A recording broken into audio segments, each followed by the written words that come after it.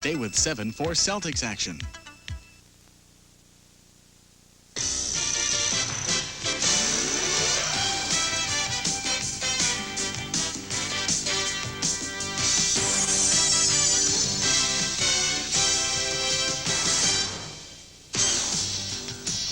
Bill Fitch and the Houston Rockets have got some soul searching to do, for they have yet to solve the puzzle in green known as the Boston Celtics. For 2 games, the Rockets have been grounded by Boston's smothering defense. And now Houston returns home where they must regroup, knowing all too well that the puzzle has no simple solution.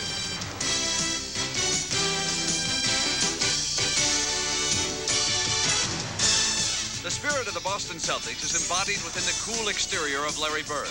The MVP skills of this magnificent athlete have been widely displayed during these NBA Finals. But perhaps it's his competitive, intense style that best distinguishes Bird, and it's that same intensity which inspires and drives his teammates. For the Celtics, every loose ball becomes a determined mission. Now, the beleaguered Rockets must realize they've run into a team breathing fire. And the flames show no signs of dimming.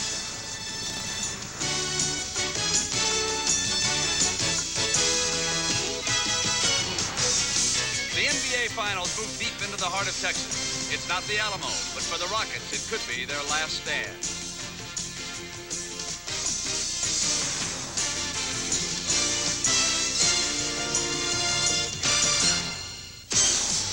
Welcome to the summit in Houston, Texas, and never did a basketball team need the affection of a home court more than the Houston Rockets. The Boston Celtics are at the front gate, and they're kicking the door down in this championship series. You know, this part of Texas is depressed economically, but the price of basketball is soaring. Ticket scalping is not illegal here in Texas, and those $18 seats that you see down in the front row are bringing upwards of $100 for this, the third and critical game. Now, the Boston Celtics have never lost a championship series when they went up 2 games to none. But despite that, the Rockets are terribly confident. Some might say even overconfident. Their big fella, Akeem the Dream Olajuwon, predicts flatly that the Celtics will not be able to win 2 of 3 games here. Here's what he had to say to Pat O'Brien. You've been saying that today's a lock, that the Rockets are definitely going to win today. Oh, yes, no question. Why do you think that? Because we're at home and everybody was disappointed the way we play in Boston. So now we're ready to play. Why are you so confident about Game 3? Because I know the way our team plays at home. So that is the dream of the Rockets, to start back by getting in this series and winning Game 3. It is a must game for the Rockets. And for more, let's go down to Dick Stockton. Dick? Thank you very much, Brent. As you can tell in the background, the Rockets are pinning much of their hopes on the home court today. Next to the Celtics, they had the second-best home court record in the league. They're undefeated in the playoffs, but keep in mind that the Boston Celtics, throughout their history, have relished the opportunity of quieting the crowd and winning on the road. They had the best road record in the NBA this year. Tommy Heinsohn, if you are the coach of the Rockets, how do you beat these Boston Celtics? Well, I would want to make my team more aggressive, particularly on defense. Get out there and press a little bit. Go hard on the double teams, get a piece of the ball. Then try and really turn that speed advantage loose, more fast breaks, control the tempo. And most of all, don't worry about Larry Bird, but shut off the other guys. All right, that's the story. It's game number 3 of the NBA Finals. The Boston Celtics 2-0. Let's see if the change of venue helps the Houston Rockets this afternoon. It's the NBA on CBS. CBS Sports coverage of the 1986 NBA Finals. Not only is it home court advantage, but it's home territory advantage. Willie Nelson made an appearance just moments ago.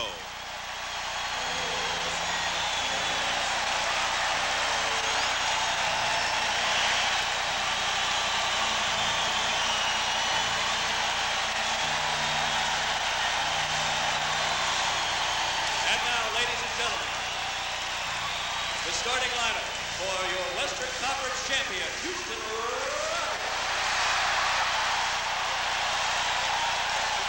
Now, if Willie Nelson can hit some jump shots, that would help the Rockets. The lineup, same group, McHale, Bird, Parrish, Ainge, and Johnson. The backcourt has been a key success for the Celtics. The Rockets have struggled with Lloyd and Reed, Sampson, McRae, and Akeem Olajuwon, who you heard from with Brent at the top.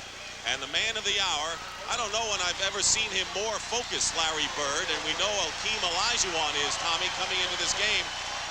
Robert Parrish and the rest. But Larry Bird came out early again, and I think very badly he would like to see the Celtics win this road game. If there be any complacency for the Celtics, it might be in this game, but that man right there, I'm sure, will not let it happen. That's the Rocket story at home. One of their 5 losses was to the Celtics, but Akeem did not play in Boston's win here during the regular year. Underway, controlled by the Celtics. Jake O'Donnell and Joe Crawford are the working officials. Game 3. McRae knocks it away to Reed. Fast break for the Rockets. Rodney McRae. That's what they want to do. Whoever controls this first quarter, I think is going to win this game, Dick. Usually it's been the third for the Celtics in the first 2 games. Houston will be a believer in themselves if they come off strong this first quarter.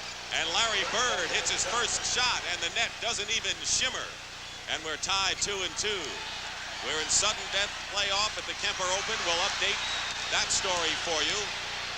On the turnover, Bird with a runner.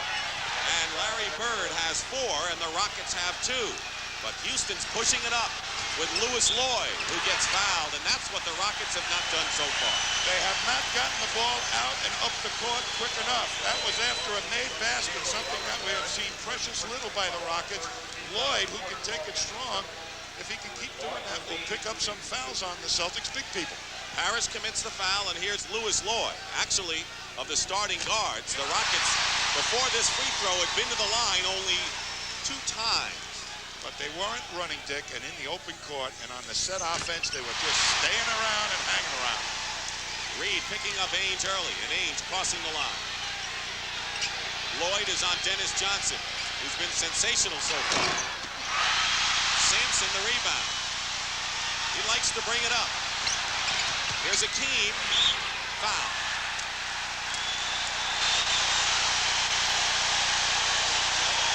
The Celtics have had a lot more chances from the free throw line than the Houston Rockets have, and for the very reason you just talked about. The fast break gets you shots, and also opportunities inside with the guards. That's a very good fast break opportunity by the Rockets that time. A hard push by Ralph Sampson, and he left Kevin McHale in the dust. And Robert Parrish quickly picks up his second personal foul. Elijah Wan has had a miserable time from the line. 61%. 10 of 19, and he's 1 of 2 in this one. And Bill Fitch hoping his team can rebound.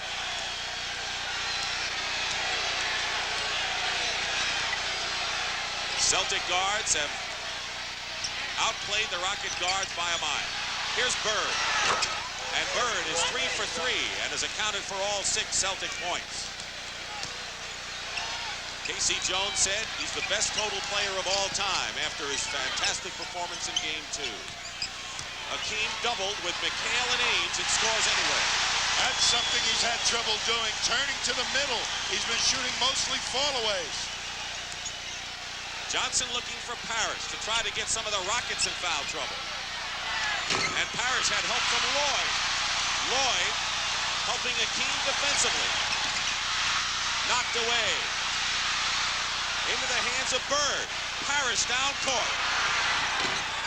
And hits the layup. And we're playing this game as if everything's on the line today, and maybe it is. I'll tell you, the first quarter, very important. The Celtics can put the Rockets in their place, they feel, and make them think of memories of Boston Garden if they get off hot in the first quarter. Ralph Sampson, and that's a big one. He's happy as anyone, I'm sure, to get out of Boston after the problems he's had this year. Parrish, good position inside. Blocked by Elijah Wan, and we have a traveling call. Akeem got a hand on it.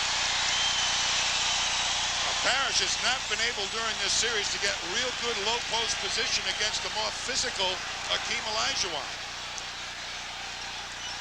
Rockets lead by 1 with 9:20 to go. Here's Robert Reed. The Rockets are 4 for 4 from the field and have a 3-point lead.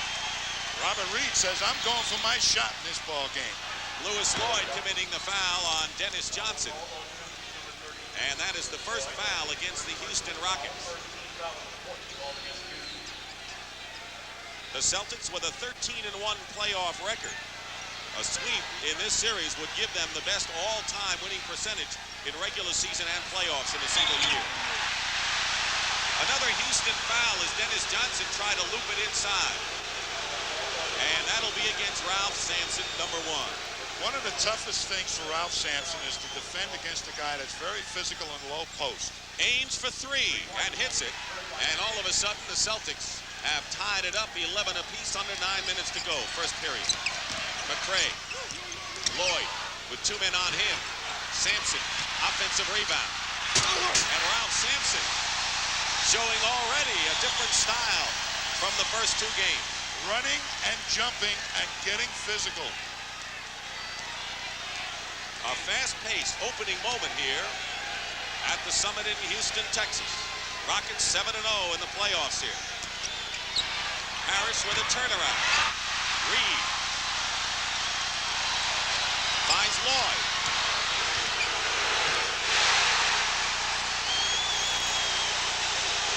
And Tommy, as you said all along, that may be the only way for the Rockets to gain an advantage on the Celtics. When the guards get out there and they can go one-on-one, they're tough for the Rockets. Johnson fighting his way in. McHale and Dennis fighting for the loose ball and a foul against the Rockets. And the Celtics getting the loose ball once again. I'll tell you, though, the tempo of this game is so definitely in favor of the Rockets. Here is a hard push off a rebound. Look at everybody with the white jersey running. Dennis Johnson has to go out. He makes a bad gamble, and as Lewis Lloyd in the open court, that's where he's at his best. Hakeem Olajuwon with his first foul. Dennis Johnson has gone to the free throw line more than anyone in this series. This will be his 22nd free throw attempt, and he leads everyone in defensive rebounds. That a 6'4" guard. And I think a big reason why the Celtics are leading 2-0. He gave them the edge to tip over the rebounding margin to the Celtics. Houston by 2.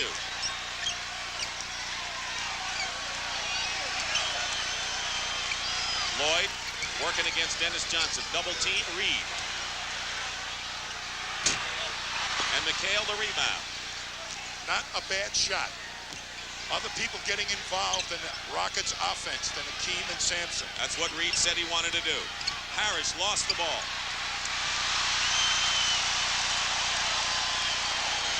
Lloyd, good open court player. Good position for Olajuwon. All 5 Rockets have scored, and Hakeem leads with 5. And it was one-on-one defense. No help for McHale that time against Olajuwon. McHale hasn't scored yet, and now he's into the scoring column. The best shooter of any player on either team, Kevin McHale. And Sampson under the basket, and he outran the Celtics down the court. We never saw one of those up in Boston. There's going to be lots of them in this ball game. He's running. Timeout, Boston.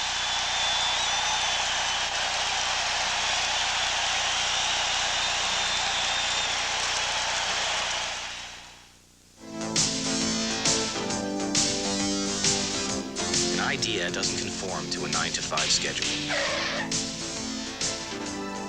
So at Hewlett-Packard, we're always thinking. Because even though we sell business computing systems, what we really do is solve problems. We never stop asking, what if? Jim? Mike, I've got an idea on that branch office network. What if we connect all the PCs?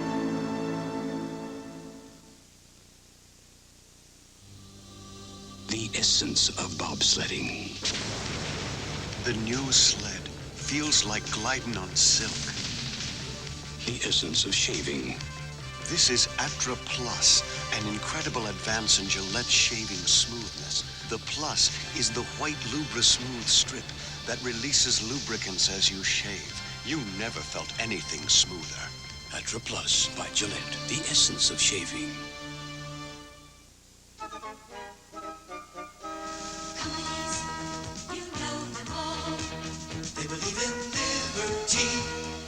Mutual insurance. Families that put their confidence and trust in our experience. We're Liberty Mutual for your auto, home, life, and business insurance. America believes in liberty. Liberty Mutual Insurance. As you know, we have a sudden death playoff at the Kemper Open. For a report, let's go to Pat Summerall. Pat? All right, Dick, and they played the 16th. That was the first sudden death hole. This is Larry Mize, who hit the green off the tee, putting for birdie. And he had that left for par. He made it. Greg Norman, meantime, hit it in the bunker off the tee, blasted out, and had to make this putt that he's pacing off right now.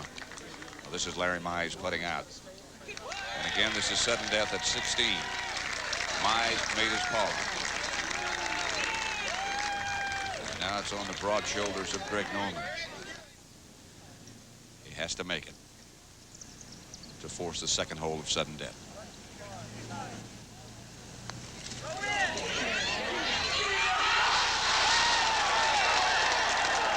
And so they're now at 17. And we go back to Houston, Dick Stockton. Thank you very much, Pat. The Rockets lead 19-15 and setting the pace the way they want to, but the Celtics are not very far behind at this point, Tom. Well, I'll tell you this, though. The game very much at the pace and tempo that the Rockets like. And one thing I've noted early, and it shouldn't be happening this quickly in the ball game, Robert Parrish and Kevin McHale are having trouble getting back quickly on the defense. Rockets front court shooting is a perfect 6 for 6 in this game. Everyone has touched the ball and scored on both teams. Sampson leads with 6 for Houston. Bird has 6 for the Celtics. Bird. And Sampson with his 4th rebound. Loses the ball. Ainge picks it up. Didn't go to McHale. Bird, the trailer. What a pass to Parrish. But he has it stripped away by Akeem. Good pass by Bird. Good defense by the Rockets. Lewis Lloyd to Olajuwon. Sampson. And the Celtics come out with it.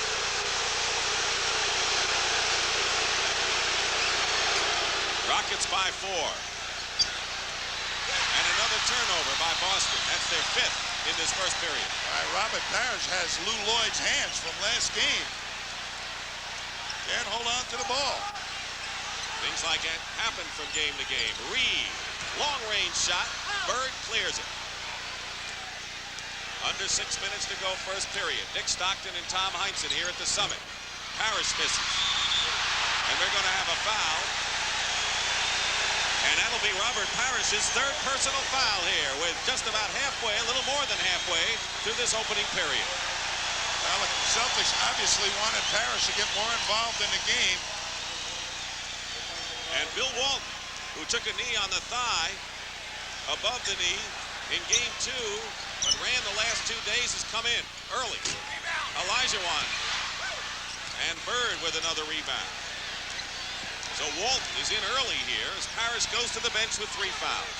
They're throwing a different look in the low post game, the Rockets. They're confusing the Celtics defense with some different type of plays, running Akeem to the low post.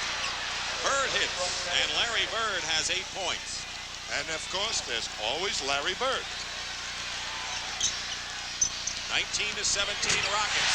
And Rodney McRae, who was helpless defending Larry Bird in game number 2, but scored 20 points himself in the opening game, has scored. And this will be a foul against the Rockets. We're at the Summit in Houston, Texas. Dick Stockton, Tom Heinsohn, and Brent Musburger here. Ralph Sampson has picked up his 2nd foul. The Rockets have come out strong and lead the Celtics 21-17. And Ralph Sampson thinks the ball was last touched by Boston.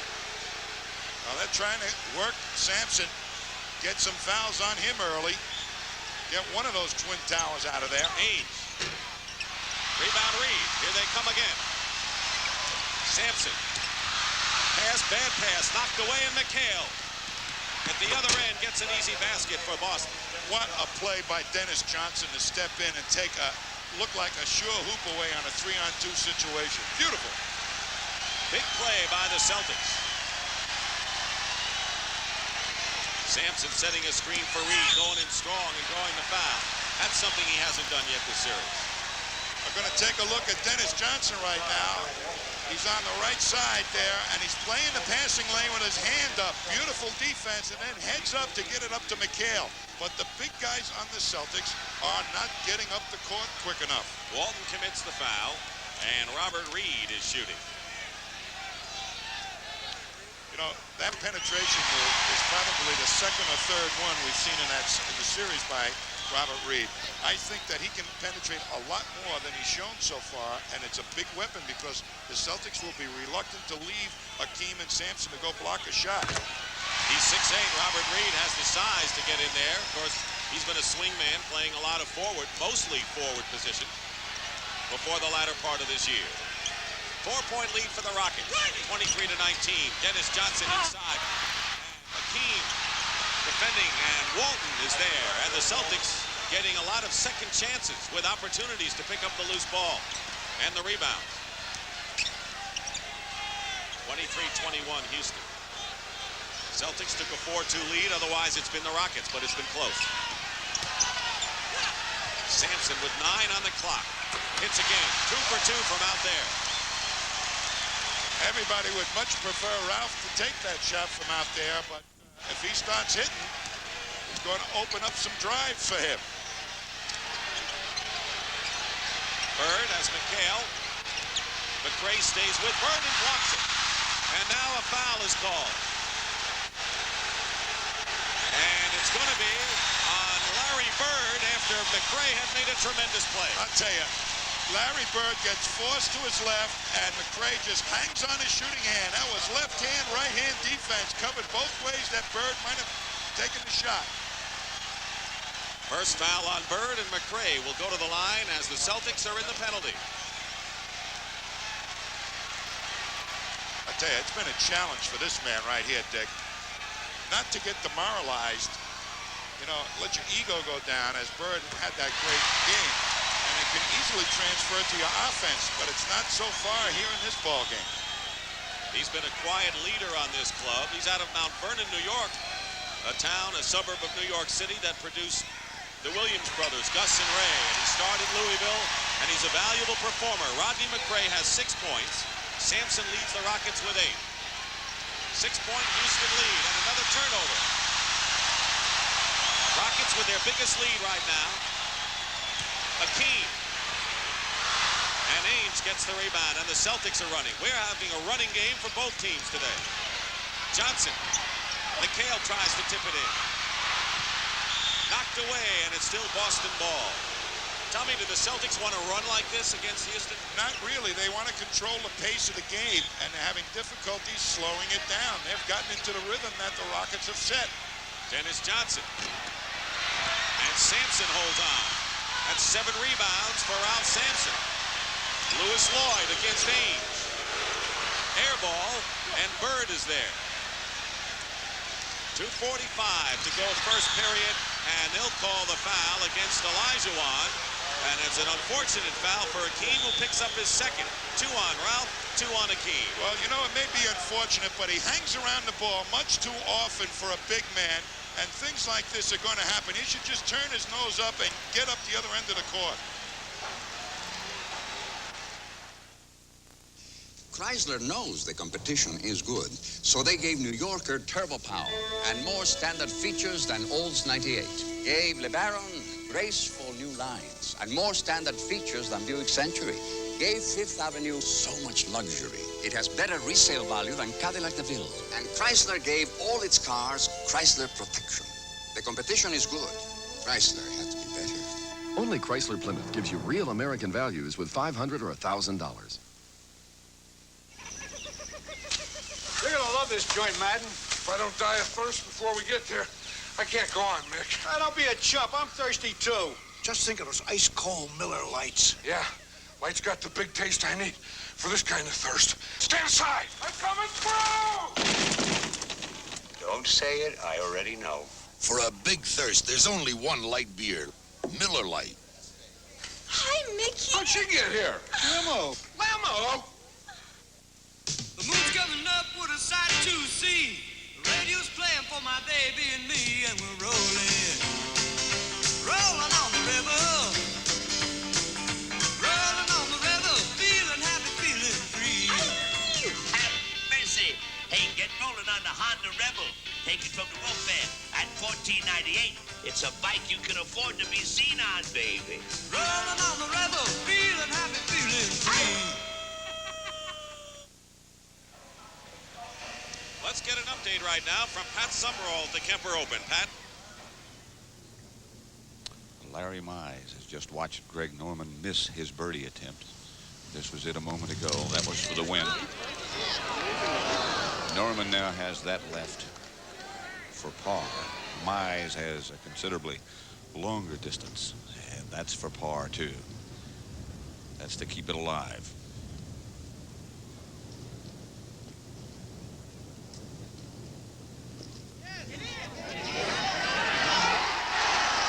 Boy, what a couple of clutch putts.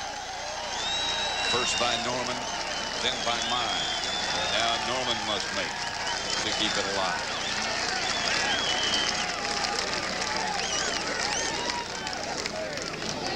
That is not an easy putt he has left, especially not now, since Mize just hold his. A scrambling par for Larry Mize. If he makes, they go to the third hole of sudden death, which would be the 18th. If he misses, Larry Mize is the champion.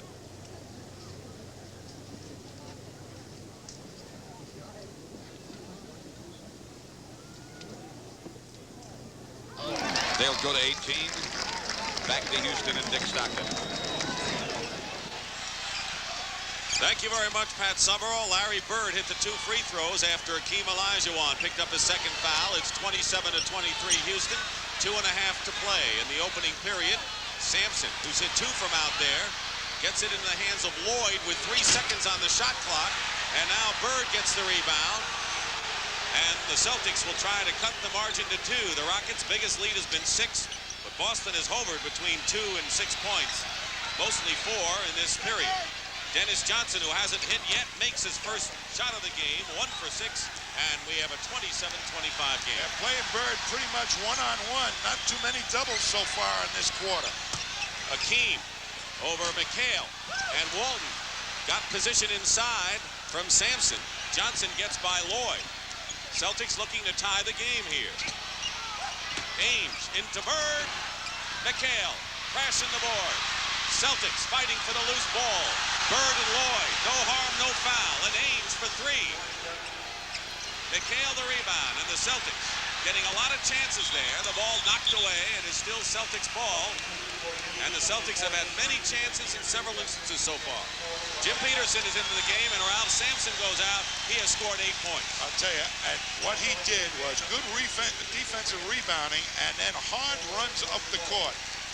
Very important for this quick start by the Rockets. Peterson has been a good rebounder and defensive player. Leaves something to be desired offensively, though. But he is going to bang McHale. Mitchell Wiggins has come in. Bird trying to go to McHale inside, and it's out of bounds. The 7th turnover by the Celtics in this opening period. And the Rockets going with Peterson up front and Mitchell Wiggins replacing Lewis Lloyd in the backcourt. 27-25 Houston. 1:11 to go, first period. Olajuwon, and they collapse around him. Reed is open. McRae fighting for the loose ball, and they're going to call a foul against the Celtics, and it'll be a shooting situation for Houston. And Olajuwon read that double team very well. If Reed can make that shot, it's going to change Casey Jones' thinking on how to play Olajuwon. These are the adjustments that coaches with teams trailing have to make from game to game. I'll tell you, Robert Reed is into his ball game. Forget about that miss. That's his normal shot there, and he can make it. He'll play the percentages that he can make it. Rodney McRae. The Rockets are 8 for 9 from the free throw line. The Celtics have been perfect. Celtics set an NBA record for the finals, missing just 1 free throw in 24 tries in game 2. And Houston leads by 4 with a minute to go in the first period. This is game 3 of the NBA Finals, and the Celtics lead 2 games to none. Houston trying to win their home games, and holding against the Houston Rockets sent Larry Bird to the floor. And Mitchell Wiggins with a personal foul, and the Celtics will try to go to the line again and keep their perfect mark there. Dennis Johnson. That was a lesson that Dennis Johnson gave Wiggins on how to rub your man off on a pick. I mean, he took him as close to Bird as you could humanly take him and rubbed him off, and Wiggins had to hold him. Dennis Johnson had 11 rebounds to lead the Celtics in the first game, but Mitchell Wiggins, now at guard, not the open court player that Louis Lloyd was, a good defensive player as well. And if he gets out on you, he can make some steals. He's got some good hands, but they're out to make this man, Dennis Johnson, work a lot harder than he has in the last couple of games. He worked pretty hard the last two. Houston lead is down to 2, and that's the time remaining in the opening period. McHale is guarding Peterson. 2 former Minnesota stars. Wiggins, a streak shooter. When he gets going, he can be awfully tough. He hits his first shot, and it's 31-27, the Rockets. Walton out on high. Olajuwon right with him. Dennis Johnson, fall away, hits. I tell you, Mitchell Wiggins was right in his face. Johnson has 8 points here in this opening period. And the Rockets with a 2-point lead playing for the last shot. And they're playing fantastic defense here in this quarter, the Rockets. Reed all the way in, blocked by McHale. 1 second. McRae, and it's good.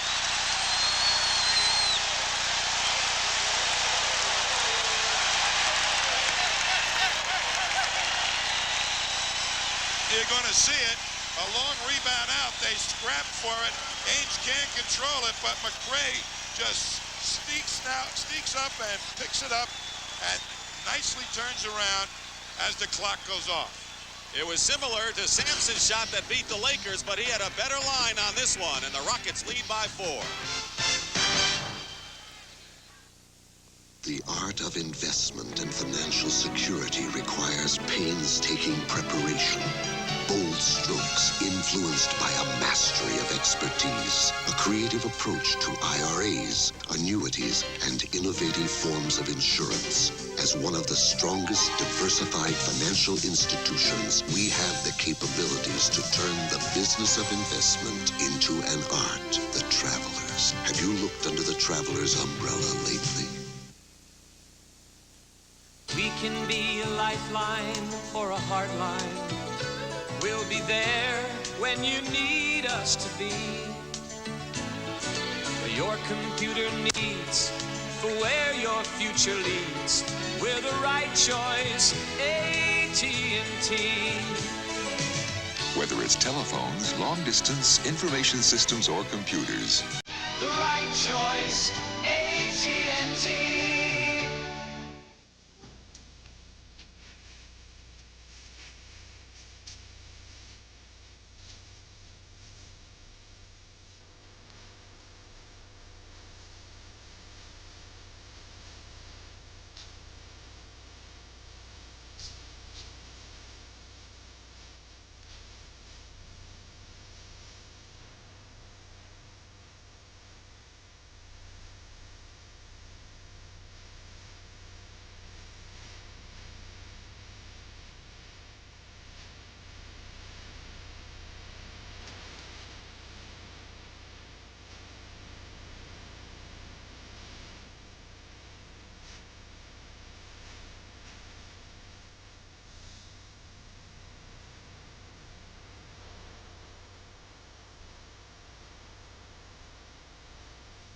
America's game. It's fantastic.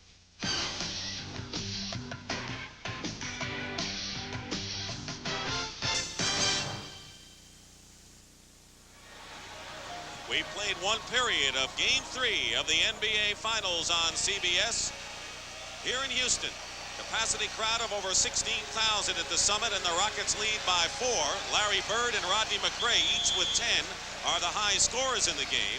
Tommy, Larry Bird is 4 for 7 shooting, but the rest of the Celtics are only at 35%. You know, when you go on the road, the thing that evaporates quickly is your outside shooting. I think the various backgrounds, or the new background, is tough for a team to adjust to. The Rockets had the same trouble in Boston, and it looks like the Celtics are having that trouble here early in Houston. Far difference, of course, with the lighting, the background, and the floor. But we're not looking at similar home courts. Jim Peterson with Reed and Olajuwon. Rodney McRae banks it in. 12 points for Rodney McRae, and so that matchup we talk about with Larry Bird could come into play again. Well, if McRae, Bill Fitch feels, can outdo Bird offensively, that's a real big plus. All he wants him to do is stay close. Bird stays close there with a jump shot that got the rim. 12 for Bird, 12 for McRae. By the way, McRae hasn't missed yet. In low to Akeem. Walton, Bird, and Ainge trying to come over. Walton the rebound. Akeem 2 for 7 from the field. Has 5 points, but the Rockets are up by 4. That was excellent defense by the Celtics that time by Akeem. Parrish fighting through crowd. Walton gets the rebound and scores. Parrish is playing with 3 personal fouls, and Casey Jones going with a big lineup. He's got to try and get Parrish into this game. He's not had the good offense so far in this series. Greg Kite's coming in a moment. McRae, 4 for 4 thus far. Reed in three-point territory. Goes in. Beautiful move by Reed. He read the race out by Ainge and then went right by him. McRae trying to deny Bird. Tough thing to do. Bird working his way in. Short this time, but Walton keeps it alive. Bird for 3. And Wiggins clawing inside. Parrish the rebound and a whistle. A whistle and a Houston foul holding inside. And Jim Peterson picks up his first foul. Here's Reed. Dennis Johnson races at him, and that allows Reed to take it strong to the hoop. He says, I don't care how many shots they block at me. I'm taking it strong to the basket. Greg Kite, a native of Houston, Texas, in the game right now for the Celtics as Walton hits outside, and Bill Walton, who was voted the top 6th man, is off to a hot start. He has 6 points in the game, 5 rebounds, and the Celtics have out-rebounded the Rockets. I bet you for minutes played, he's been the leading rebounder on the Celtics team. Wiggins has Dennis Johnson behind him. Open is Reed, but Akeem takes it himself from the baseline. He's trying to get on track himself, Tommy. Well, they have been really confusing him a little bit about reading the defense. Sometimes they fake a double, sometimes they fake that phantom triple. Bird, great pass from Dennis Johnson, and a foul. So the Celtics going with a front line now of Kite, Walton, and Bird, with Parrish back on the bench with the 3 fouls. And we'll have a personal on Rodney McRae when we come back to Red Hot Houston. Legends of the NBA, the best come through. Sponsored by Schick. Game 4 of the '83 Finals. And Julius Erving fulfills an NBA quest. Determined to defeat the reigning champions, Irving's steal erases a 16-point Laker lead. His fourth-quarter explosion seals a 4-game sweep for the 76ers. Julius Erving avenges 3 championship losses and earns a long-awaited NBA title.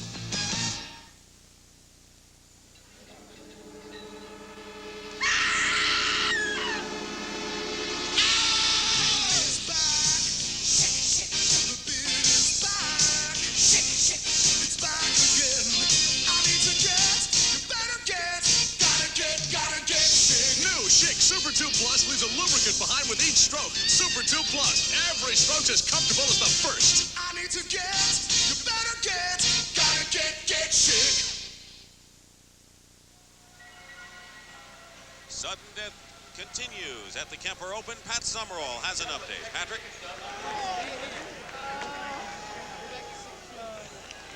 Greg Norman just missed about an 8-foot birdie putt that would have won the Kemper Open of 1986. Larry Mize from about 15 feet had just missed moments before. So after 3 holes of sudden death, it's still locked up. And they go back to 16 for the 2nd time. Actually, for the 3rd time today. Mize and Norman coming up the 4th hole of sudden death. And they go back to 16 again. There was the putt by Greg Norman that would have won it.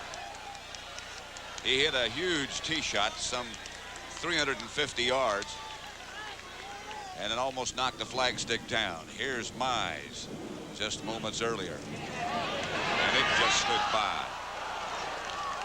Again, back to Dick Stockton in Houston. All right, Pat Summerall, and we'll continue with that story. Larry Bird did not get a chance for 2 shots on this play, but what an up fake by him here. You can't take your eyes off Larry Bird. If you do, he beat you. If you take your eye off the ball, he beat you. The Celtics make you pay. Good up fake that time. And Rodney McRae said, they just beat you with every half inch. Jerry Seasting has come in the ball game for the Celtics. They wanted to get him underway in game 2, and they did. He scored 10 points on 5 for 8 shooting. Let's take a look at the rebounding story, where the Celtics have the lead, and a lot of them off the offensive glass, and many of them by Bill Walton. But their shooting has not come along in this first half, the Celtics, particularly the outside shooting, which they've used very effectively to set up their inside game. Outside shooting can come and go. Good defense never does it? Peterson is all over Walton. McRae on Bird. They isolate him one-on-one. Celtics like that situation. And a left-handed shot by Larry Bird, who's in his own little world sometime out there. But they are not doubling Larry Bird, so they're really trying to stop the other Celtics. They'll let him score. Greg Kite picks up the foul, and that's the first team foul by the Celtics in the second period. 3 minutes gone by. The Rockets leading by 2, 39-37. Plenty of time on the shot clock. Reed using his height, hits the jumper, and Robert Reed with 8 points in the game. That's taking advantage of the short man, a 6'8 guard being defended by a 6'1 guard. Dennis Johnson, line drive off the front rim, and the Rockets with a rebound. That's the first rebound, by the way, by Akeem Olajuwon. Robert Reed going again up top, and they'll have a foul. It'll be against Boston, and Bill Walton will get hit with the personal foul, his second. Going to see Larry Bird one-on-one against McRae. He knows McRae is going to come back to his right hand, and he shoots it lefty to confuse him a little bit. I'll tell you, he gets you guessing every which way. You don't know which hand he's using, which way he's faking. Beautiful. McHale has into the ball game now. Celtics with Walton, McHale, and Bird. Tommy, let me ask you, with Robert Parrish hampered with 3 personal fouls, Bill Walton, who's okay with that thigh bruise the other day, how much can Walton really play to be effective? Well, I think the longest he's played this season is about 30 minutes, but he's been averaging just a shade under 20, so he ought to be able to give him some strong minutes. 5-point lead for the Rockets, 8:25 to go in the first half.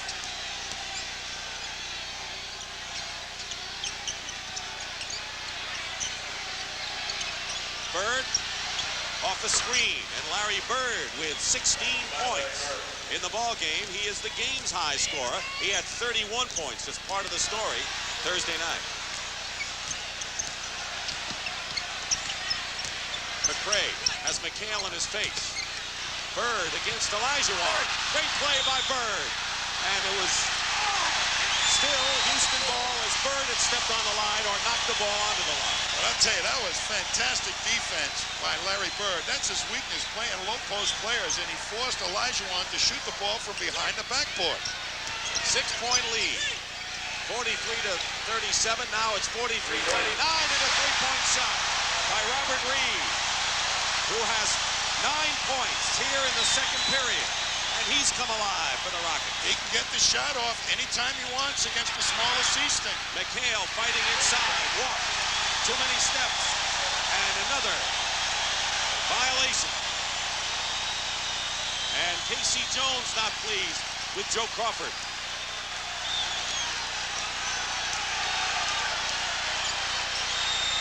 Seasting is guarding Reed. Has a big height advantage there. Wiggins. 2 for 2.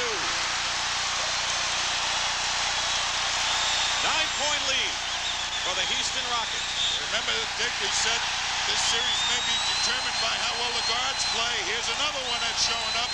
The better guard play does it.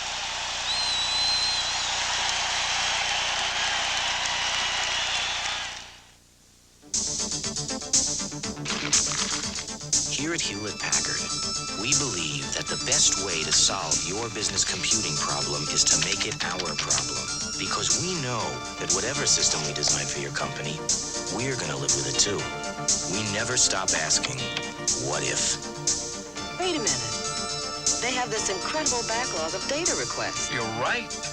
What if we used the 3,000? If you don't get out of my way, there's a couple of ways I can handle this. I can go around you, I can go through you, or I can just do what I do best.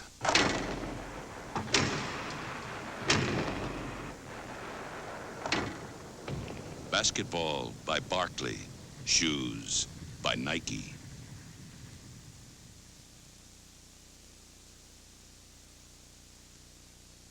Road Handler. One of the greatest names in tires. Road Handler. With 2 steel belts and a limited tread wear-out warranty for 50,000 miles. It's Sears Road Handler Radio. One more way we installed confidence at Sears. Right now, Road Handler tires are on sale.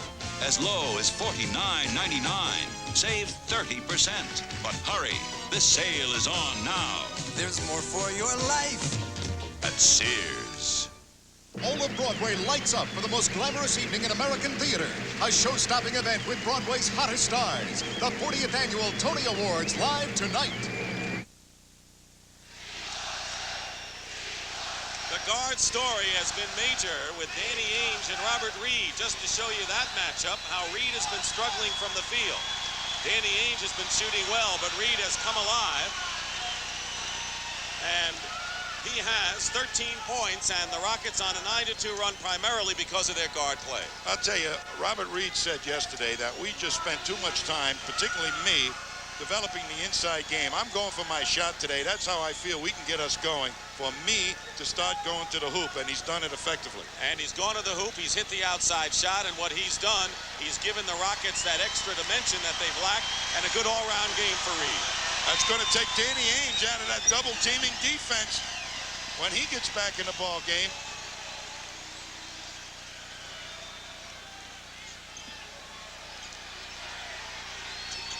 Ainge in the game with Seasting in the backcourt. Reed and Ainge are matched up again.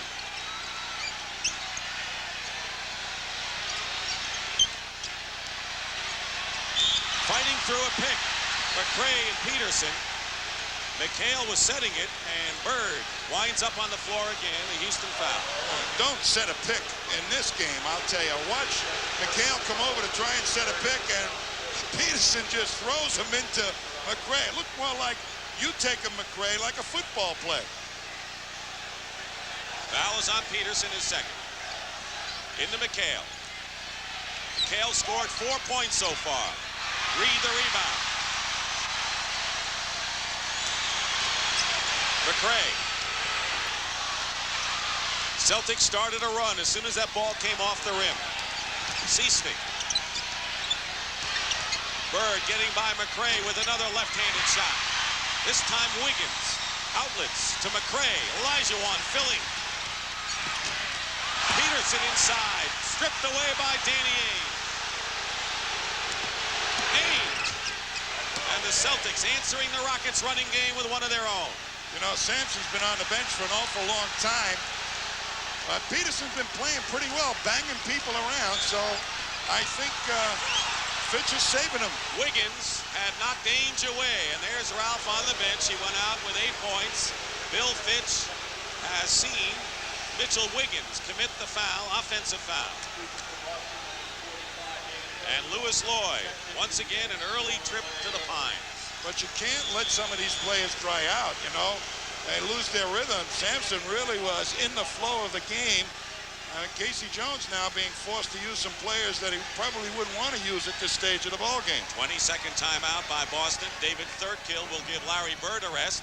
And while we have a moment, we want to remind you that Tuesday night we'll be with you here at the Summit for Game 4 of the NBA Finals starting at 9 o'clock Eastern, Celtics and Rockets. This game will determine a lot of what that game will mean. I'll tell you that. But what I'm seeing here, Dick, is more consistent pace of the game the way the Rockets like to have it. Upbeat. Boston has not been able to truly get to their low post game, move the defense around. And it's been very, very good defense by the Rockets here in this first half action. Houston shooting over 50%. Celtics under 50. Like taking a look now, Bird and Reed, the leading scorers in the game. Winding down to 6 minutes to go in the first half. Rockets by 7, trailing 2-0 in the series. Boston winning impressively twice at Boston Garden. Ainge back to Walton. Seasting in the crowd. Back to Ainge with 2 seconds and traveling call. Celtics did not organize that offensive sequence very well. You know, Jerry Seasting being guarded by Robert Reed has difficulty getting his shot off against a taller player. 9 turnovers by Boston, and Ainge steals one. That's another one against Houston. Ainge going strong in against Robert Reed. Tipped up. No basket. No basket. Offensive interference on third kill. A third kill will give them hustle up the court, and that type of rebounding, a good sign his head is in the game. And he's a good defensive player as well. He's guarding McRae, who so far has scored 12. Seasting on Reed. Seasting pushes Peterson out of the way. Wiggins short. Walton the rebound. Walton playing a lot of minutes this first half. Out of necessity. And producing as well. He has 6 points, does Bill Walton. McHale blocked by Olajuwon. Ainge inside. No basket and a foul. Ainge was open, but decided to get the ball inside, and a Houston foul.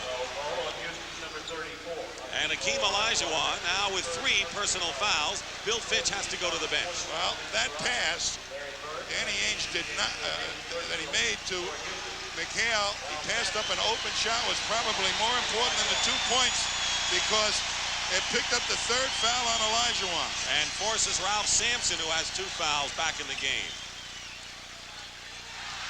McHale working against Peterson. McHale has scored 20 or more points in 13 of 14 playoffs. He has 6 in this one. Seasting battling Reed, giving up 7 inches. 4:50 to go, first half. Peterson on a screen. Reed. Loose ball foul against the Rockets. And the Celtics, who were down by 9, now find themselves trailing by 5. This is the point in the ball game when Olajuwon is on the bench that Ralph Sampson has to come to the fore and get the job done. He considers himself a leader of this ball club. He's got to control the boards and help on that team defense in close to the hoop. He has that cut, 5 stitches taken in his left eye. After he was hit in game number 2, he went 1 for 13 from the field and disappeared in the opening game. Lewis Lloyd comes in for Mitchell Wiggins for the Rockets. And of course, earlier in the year, Sampson went out when he suffered that back bruise on a terrible fall. So he was the happiest guy to get out of Boston. 6 in a row by the Celtics. 4:39 to go, first half. Sampson. And a Boston foul. That was great offensive move by Sampson. A quick move to the middle. And I'll tell you, that's what they need more from Sampson in a low post. Don't put the ball on the floor for more than 1 dribble. A quick spin move, he's going to beat anybody down there. Technical foul has been called on Bill Fitch. Technical on Bill Fitch, who has been angry through most of his first half, though his team has been leading time. He's had a biting wit over the years, and that time he bit a little bit too much off. Here's Bird.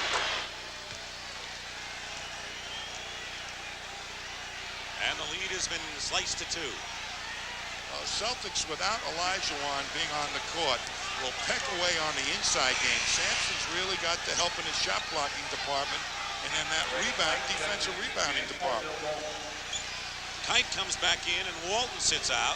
Walton scored 6 points, picked up 3 fouls, but he also had 6 rebounds, and he really was a key man up front for Boston. Well, he plays really good defense, but right now, Ray Kite is the guy that can get fouls. Casey won't be too concerned about it.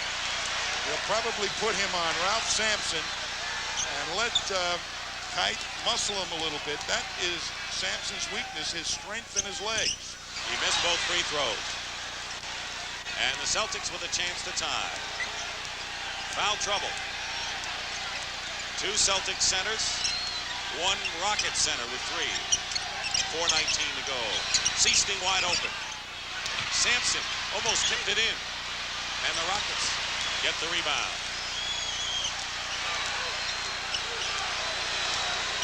Lloyd. Lewis Lloyd. 6 points for Lloyd. Didn't cool off on the bench. He hadn't scored. The Rockets hadn't scored in over 3 minutes. And now with a missed shot from the corner. McRae feeding Lloyd. And the Rockets with an opportunity going by the boards and Bird handling the ball. Ainge is open. Ainge. McHale. And the basket's good and a Houston foul. Jim Peterson. You know, it's almost impossible when you push the ball up the floor hard like the Celtics did that time, that when a shot is taken that you can block a man off the boards. And McHale knew it, got great position on Peterson, and then ended up with the shot and the foul. And 3 on Peterson now. So Peterson joins Olajuwon with 3 fouls. And we're getting down to numbers of big guys each team will have. And Greg Kite may end up a pretty important player. Coming up at halftime, Brent Musburger and our special guest, George Mikan. The first great big man for the Minneapolis Lakers of the NBA. And you'll get an inside look at Robert Reed, the leader of the Houston Rockets. Coming up with Brent at halftime. Rockets by 2.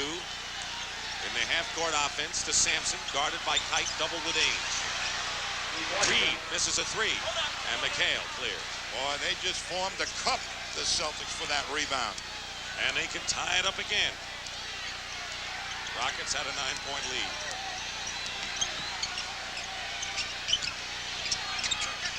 Bird can give the Celtics a lead. Not this time. Sampson. McRae. Lloyd. Good fast break, Houston. Boy, they're advancing the ball with a pass. Something they hadn't done in the prior game. Quickly back Dennis Johnson, looking for McHale. Good defense by Peterson, who's playing with 3 fouls. Ainge. Big basket. And it's 52-50, and the Celtics hang right with him with 2:30 to go in the half. The Celtics right now, with their foul troubles on Robert Parrish, are in a very good position going into halftime. And a Celtic foul against Greg Kite. His second foul. 4th team foul against the Boston Celtics. And an official's timeout with 2:27 to go in the half and a tight, taut game. When the big Q flows, America goes. Hey, neighbor, new car. Take care of it. With Quaker State? Absolutely. In a performance car? Sure. Quaker State's a performance oil. Quality. Really? Use Quaker State 10W30 or 5W30. How come? Stable viscosity. In English? Keeps flowing and protecting. Oh, like my owner's manual says.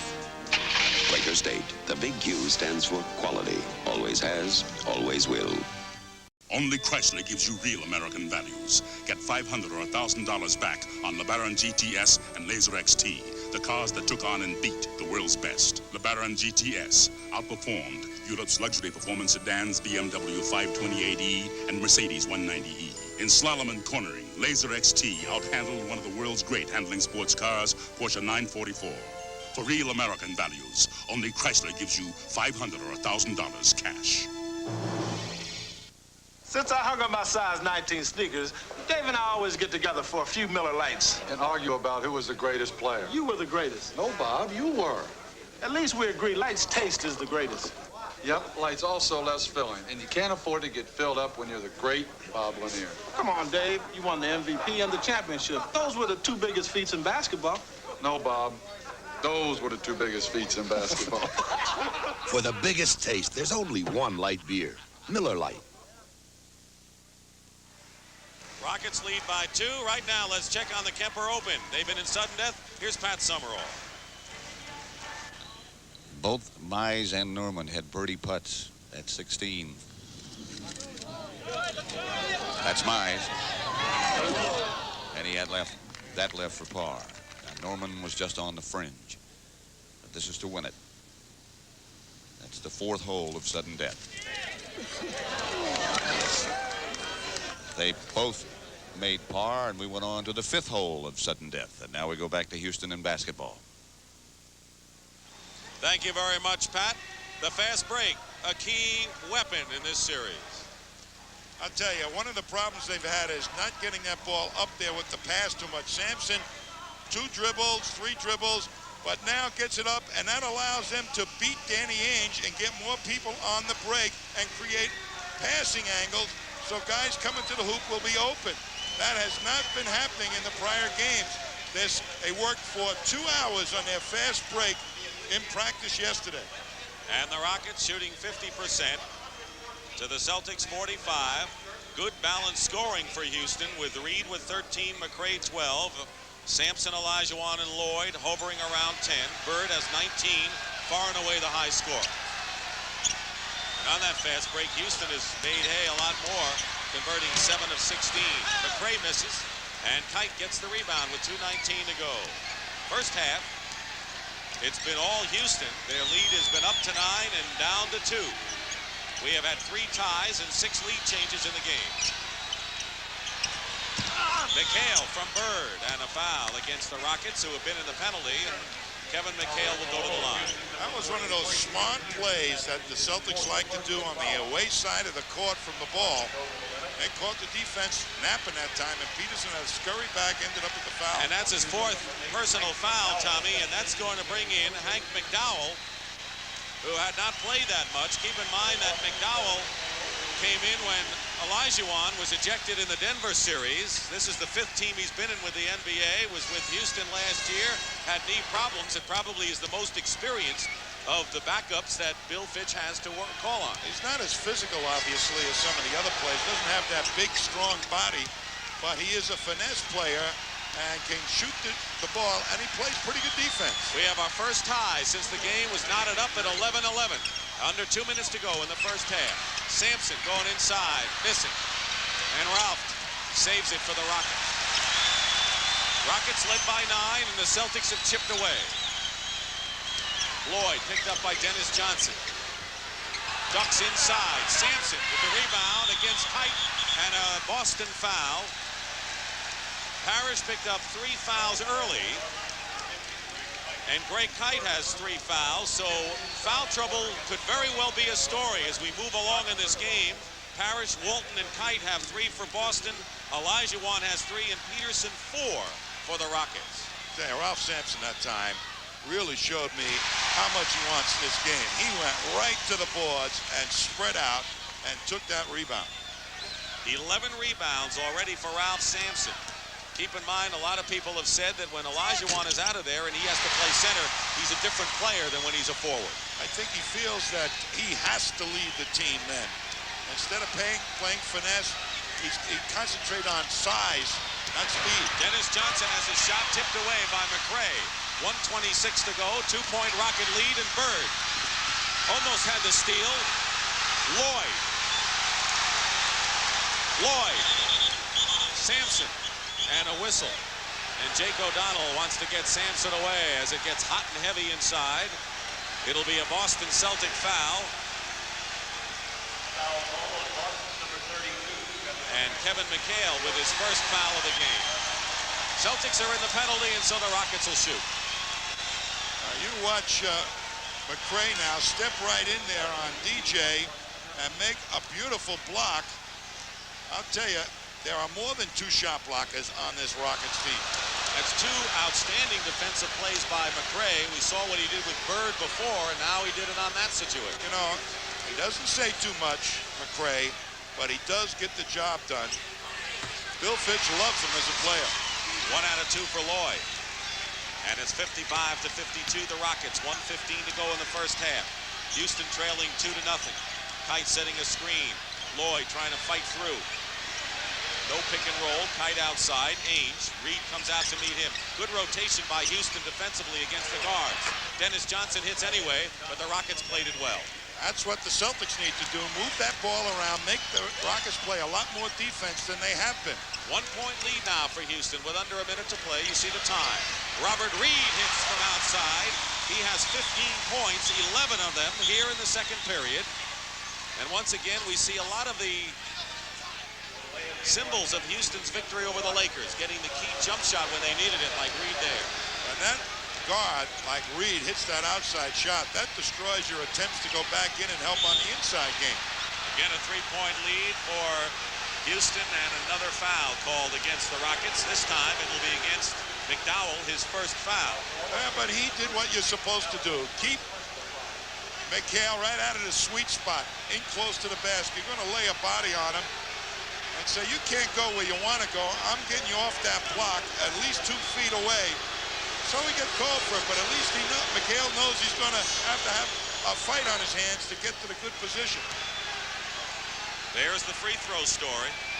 Celtics, who missed one, 23 for 24 in game 2, are now 12 out of 14 in this one, after a poor free throw shooting game in the opener. Rockets by 2, 33 seconds remaining, 15 on the shot clock. We're in the first half. Houston led by 4 after 1 period, and Ralph Sampson gets a basket and a foul, and he is a different player in Houston. Summit is his, but he really got great position. Look at him really spreading out now and swing into and over 3 of the Celtics. Look at that reaction. 12 points, 13 points now, and 12 rebounds for Ralph Sampson in a great first half. Greg Kite picked up his 4th personal foul. 26 seconds to go. 2-second differential between the shot clock and the game clock in the first half. A 5-point Rocket lead. Their biggest lead was 9. They led by 4 after 1. McHale on a pick and roll as Bird found him inside, and it's down to 3, and the Rockets will play for the last shot. Down to 5, 60 to 55. No, it's 60 to 57. The scoreboard clock was wrong. And a Boston foul, not the kind you want to make, and Kite with number 5. So, Tommy, Robert Parrish is going to have to play with 3 fouls, I think, early on in the second half, don't you think? I would think so. Either that or Walton will come in, and they'll take his chances with him, but I think probably Casey will bring Parrish in so that he doesn't spend too long on the bench and dry out. Sampson missing the free throw. There's Parrish, who has scored 2 points and picked up the fouls early. He just had horrible hands in the first quarter. Couldn't hold on to the ball. Greg Kite picked up 5 fouls in 7 minutes of action. 61 to 57, Dennis Johnson. And a foul called against the Rockets with 3 seconds to go. And the Celtics can cut it to 2 before intermission. Robert Reed with the foul. Dennis Johnson and Lewis Lloyd, a key matchup coming in. Casey Jones said he was concerned with Lewis Lloyd, who had not produced all that much in the first 2 games. Dennis Johnson had done everything, particularly rebounding and drawing fouls with that penetration. And a technical foul has now been called against Greg Kite of the Celtics, who has 5 fouls. He's a native of Houston, and they're not giving him quite a welcome on his return here. Definitely not, but I think Kite feels that they keep calling it on his jersey, not his game. Reed hits the technical, and it's 62 to 57, and Dennis Johnson will shoot a pair. Dennis Johnson, let me say this, has been instrumental in playing a very physical series against a lot of bigger people. He's been blocking out the likes of Olajuwon and Sampson and McRae. And in addition to that, staying close to Lewis Lloyd when he's had to. Sampson, an intense performance today with 14 points and 12 rebounds. Olajuwon with 3 fouls has been on the bench scoring just 7 points. So the Rockets show they can thrive without Akeem. Sampson established himself while Akeem was out. And he's done that. Did it in game 2 against the Lakers. Ralph Sampson trying to prove his detractors wrong. And we have a 20-second timeout called by Bill Fitch with 3 seconds to go. Ample time to set something up. And I guess when you look at what the Rockets did with the Lakers, 1 second is ample time to set something up. Well, let's see how the Celtics defend this play, knowing that Sampson has that great leaping ability. And see if they get all over the inbounder.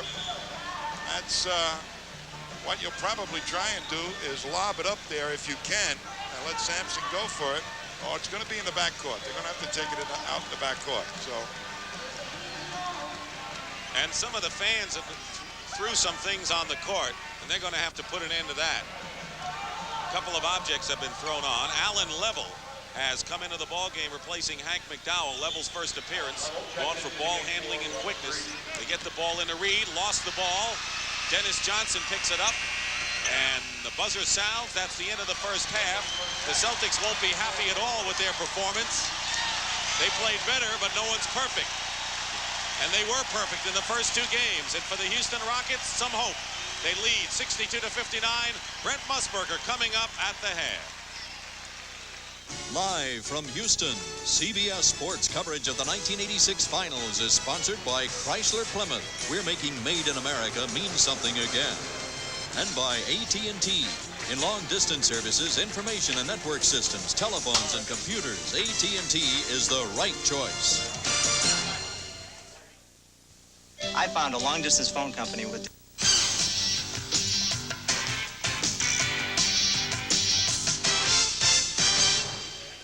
Well, here at the half, a game the Rockets have to have, and they're up on the Celtics by 3 points, 62-59. Now, of course, there is another story unfolding in sports. The Kemper into the sixth sudden death hole. Greg Norman and Larry Mize are dueling away. We're going to keep you up to date with Pat Summerall. But first, we want to go back in history in the NBA. The big men, the key to any victory. And, of course, the greatest winner of all time was Bill Russell. 11 titles in 13 years. Wilt Chamberlain, the great individual skills of the stilt. And then along came Kareem Abdul-Jabbar. And he broke Chamberlain's all-time scoring record. But they all followed the first man, number 99, out of DePaul, and later with the Minneapolis Lakers, big George Mikan with that sweeping hook shot. And what a pleasure it is to have George with us. George, if you had your choice of any of the big men to win one game in their prime, which one of those fellows would you choose? Boy, you ask great questions. I'd have to go with Jabbar. Kareem, I think he does it all. He's a very astute player. He's on top of his game, and he makes things happen. When he has the ball, you better look out. George, are you at all envious of the great amounts of money? Were you born at the wrong time as a big man? Well, I was in the covered wagon days. The type of money they paid me, they used for tips today. How much were you paid? What was your bonus when you signed? There was no bonus, Brent. They didn't even know the word. My opening contract was for $12,000. Did you have to fight for that? Yes, I held out for a month to get $12,000. Can you beat that? No, George, I want to take a look at your style. We've got on videotape. Describe yourself to me as a center back in those days with the Lakers. Okay, well, I was a power center. I like to find my man in position. I'd back in, take a big step, and hook to the side that was on the basket. And our style of play was that we would use the cutters. Well, there's the old sky hook that we used many years ago on a run. George, the 24-second clock, we all take it for granted in the NBA. You're responsible. Tell me that story. Well, we played against Fort Wayne many years ago, and the game ended up 19-18. They just would not score. They would just sit on the ball. And the thing burned in my memory was that on the shot just prior to the end of the game, Larry Faust went in on a hook shot. I tipped it in for Larry Faust. So I made 2 points for Fort Wayne, and they won 19-18. And, of course, you were also responsible for the change in the goaltending rules and several others. But, George, you were one time a commissioner of the ABA. This is a shot from that time. Look at that dark hair you had then. But Minneapolis is after an expansion franchise in the NBA. Now, the Lakers moved out to Los Angeles. Will that city now support a professional basketball team? I believe so, because we ran 3 exhibition games in the last 3 years and drew over 15,000 at each game at top prices. We have 3 places to play that we never had when I was playing. We have the Met Center, we have the Metrodome, and we have the St. Paul Civic Center. All that seat 18,000 or better. And indicative of the fan support in Minnesota, we had the NC2A quarterfinals there and sold out every night. All right. So it should be a great city for the NBA, in your opinion. I believe so. George, thanks for being with us this afternoon. 2 stories coming up in the Kemper Open, and Pat O'Brien will look at Robert Reed of the Rockets. Have played a much better game. Feel comfortable at Game 3, halftime of the 1986 NBA Finals. Despite the fact that they have played a much better game, they find that their lead is only 3 over the Boston Celtics. What's surprising there, field goal percentage is Boston's 43. Parrish, Ainge, and Johnson are 7 of 24 for the Celtics. Let's move along to the free throws, where the Rockets have finally found a way to go to the line, and they did more than the Celtics did in the first half. Backcourt has been a problem for the Houston Rockets in relation to the Celtics in the scoring department, but in the first half, the Rocket backcourt outscored the Celtic guards 29-19. Tommy Heinz, I want to ask you 2 things. Number 1, the foul trouble we have here, and 2, I'm going to ask you about the third period, which has been the key to Boston's victory so far. Well, I think the foul trouble here, obviously, with 3 on Akeem, it's going to interrupt their low post game. But they were going to Sampson more anyway, and Sampson's really been playing a fantastic game. Olajuwon only had 1 rebound in that first half and no offensive rebounds. So they've got to get him more involved. I'll tell you this, the third quarter defense is most important. That's where the Celtics have come to the fore. They've used the same look offense to try and then jump on it defensively and take the game away. But the Rockets have run so effectively here in the first half, I don't know if they can do it. You can see how the Celtics have dominated Houston in the third period of these games, and keep in mind that every once in a while, we talked about it last game in particular, the Celtics put on a spurt sparked by the defense that pulls them away. And I'd have to think, down by 3 points, the Celtics really are not in bad shape right now. No, they're not, particularly with Parrish, who really didn't have his game hands on. I've never seen Parrish fumble a ball as many times as he did in that first quarter. And he has to really do the job. He did a creditable rebounding job, but offensively gave Casey nothing. 2 points and 3 fouls for Robert Parrish. There's the foul situation that I think we're going to be going a lot to in the second half, and Parrish will start it out along with McHale and Bird and Dennis Johnson and Danny Ainge, Lewis Lloyd and Robert Reed in the backcourt for the Rockets. It'll be McRae, Ralph Sampson, and Akeem Olajuwon up front. Houston ball. Reed has scored 16 points. 5 of 11 shooting. Danny Ainge a little tighter defensively, and Reed threw the ball away, and it's Boston ball. Let's see how the Celtics start out here and who they go to. Well, Bill Fitch has to be unhappy with that. Got to take more care of the ball than just shown that time by Reed. Turnovers are about even. Ainge looking for Parrish. McHale goes up, lost the ball. McRae, good control, knocked away by Danny Ainge. Another fast break opportunity by the Rockets turns into 2 points for the Celtics. A McHale basket and a foul, and a chance for Boston to tie the game right here. I tell you, Danny Ainge just made a spectacular defensive play. He's got 4 guys coming at him, and it just steps in and nicely takes the ball away. Beautiful defensive play. Reed commits the foul, and this is where the Rockets are going to have to show that they won't crack. They turned it over, lost the fast break opportunity. The Celtics got one and a foul and tied it up. You've got to have your head together right now, Rockets. I called you a coach of the Rockets before the game, so you can say that. Reed looking for Sampson. Try to get Parrish into a 4th foul. Lloyd going in, lost control. Johnson ahead to Larry Bird. Bird gives the Celtics a lead. 21 for Larry Bird, 64-62. And Bill Fitch will want to call a timeout, and it's the first time that the Boston Celtics have had a lead since early in the game when they had an 8-7 edge. And Bill Fitch can't like what he's seen so far in the period. History is against the Houston Rockets to come back from 2-0 deficit. These are the only teams that have done it in the NBA Finals. Celtics against the Lakers, and Portland won 4 in a row after losing 2 to Philadelphia. There have been 2 other instances, not in NBA Finals, where the teams have come from 2-0 deficit.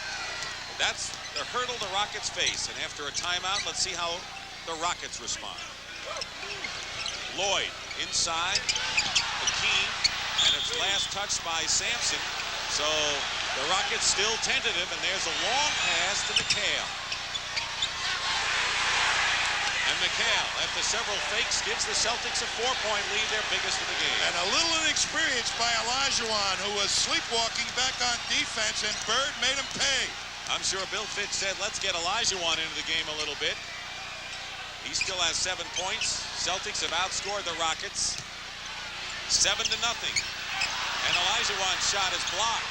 McHale's outless to Dennis Johnson. Behind it, Ames. Parrish against Sampson. Having trouble holding on to the ball. 11 on the shot clock for Boston. Parrish gets it back against Akeem, who has 3 fouls. He missed. Sampson. McRae. And Rodney McRae goes up. He doesn't get the layup. And the Celtics with a 4-on-2 right now. Danny Ainge. Bird with a runner, left-handed. He's done a lot of the left-handed shots today. Yeah, Bird played great defense on that fast break by the Rockets. He angled McRae off, made him take a tough shot. Rockets still haven't scored here in the third period in more than 2.5 minutes gone by. And Olajuwon loses it. And the Rockets are having problems. McHale and Bird. And McHale tries to tip it in and doesn't. Bird is there. Both teams having trouble scoring after the Celtics scored the first 7 this period, but the Rockets having trouble just holding on to the ball. Boston with 2 offensive rebounds that time that did not fall. Foul before the shot, no basket. Robert Reed is fouled. That'll be the first foul against the Celtics. Houston already has turned it over 4 times with just under 9 minutes to go here in this third period. When you're pushing the ball up the court the way the Rockets are trying to do it, you have to have your head up and be reading who's back on defense. They're oblivious to green jerseys back there. Sampson setting a pick. Reed, top of the key. Bird gets the rebound. And the Celtics with a 4-point lead. Dennis Johnson long range, and the Celtics are up by 6. And Bill Fitch wants a 20-second timeout. And what we talk again about third period magic by the Boston Celtics, and they've done it here and lead 68-62.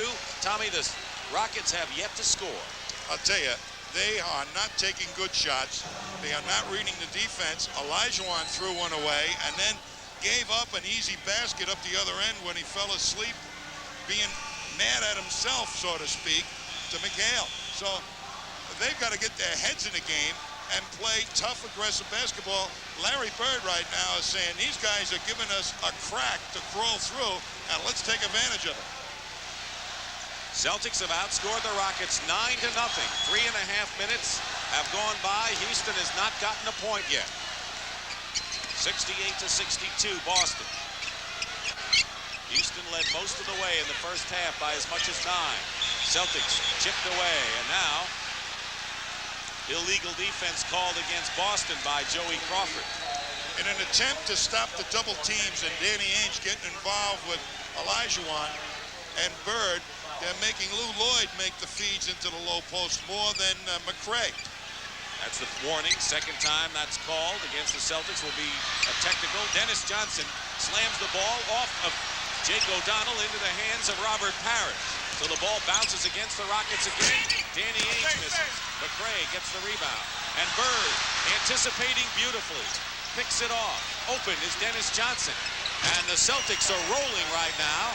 They've outscored the Rockets 11-0. 7:45 remaining in this period. Mental mistakes by the Rockets.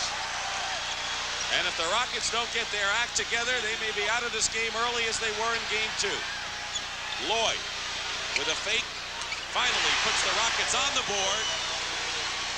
4.5 minutes. Good ball movement that time by the Rockets. Sampson read the defense beautifully. 4.5 minutes, the Rockets went without scoring. And then McHale comes right back. And the pressure continues for the Celtics against the Rockets, leading by 8. Sampson, Bird doubling on.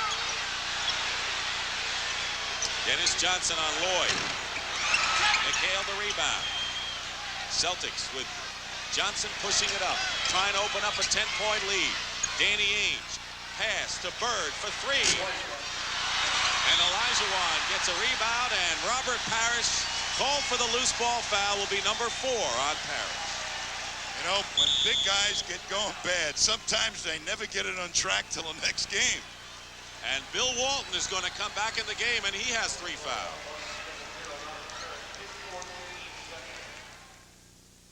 Hilton brings you NBA Competition Classics.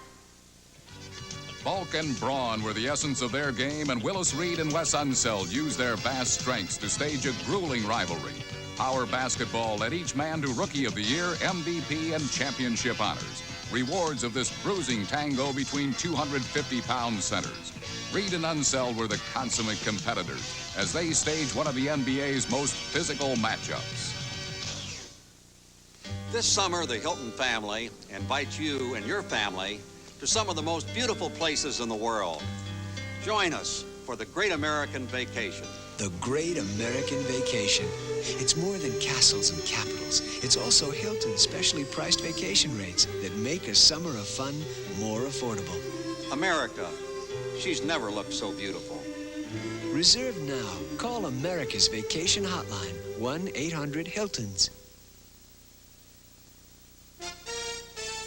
We wouldn't be surprised.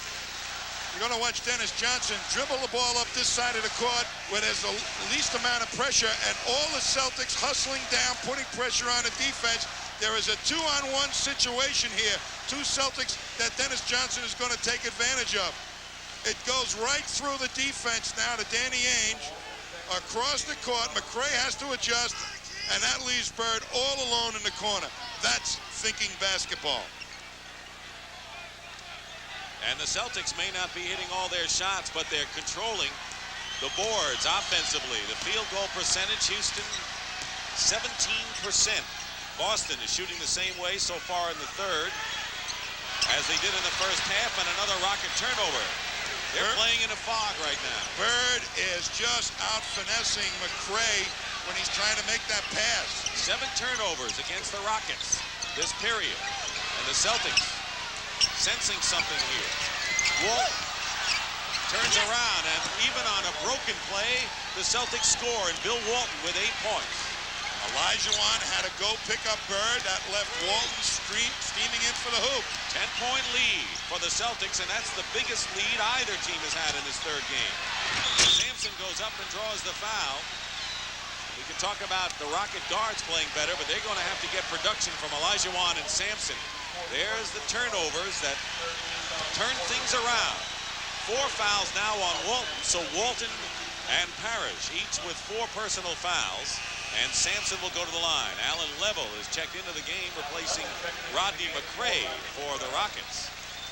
I'll put Robert Reed on Bird, and Danny Ainge will probably take Alan Level.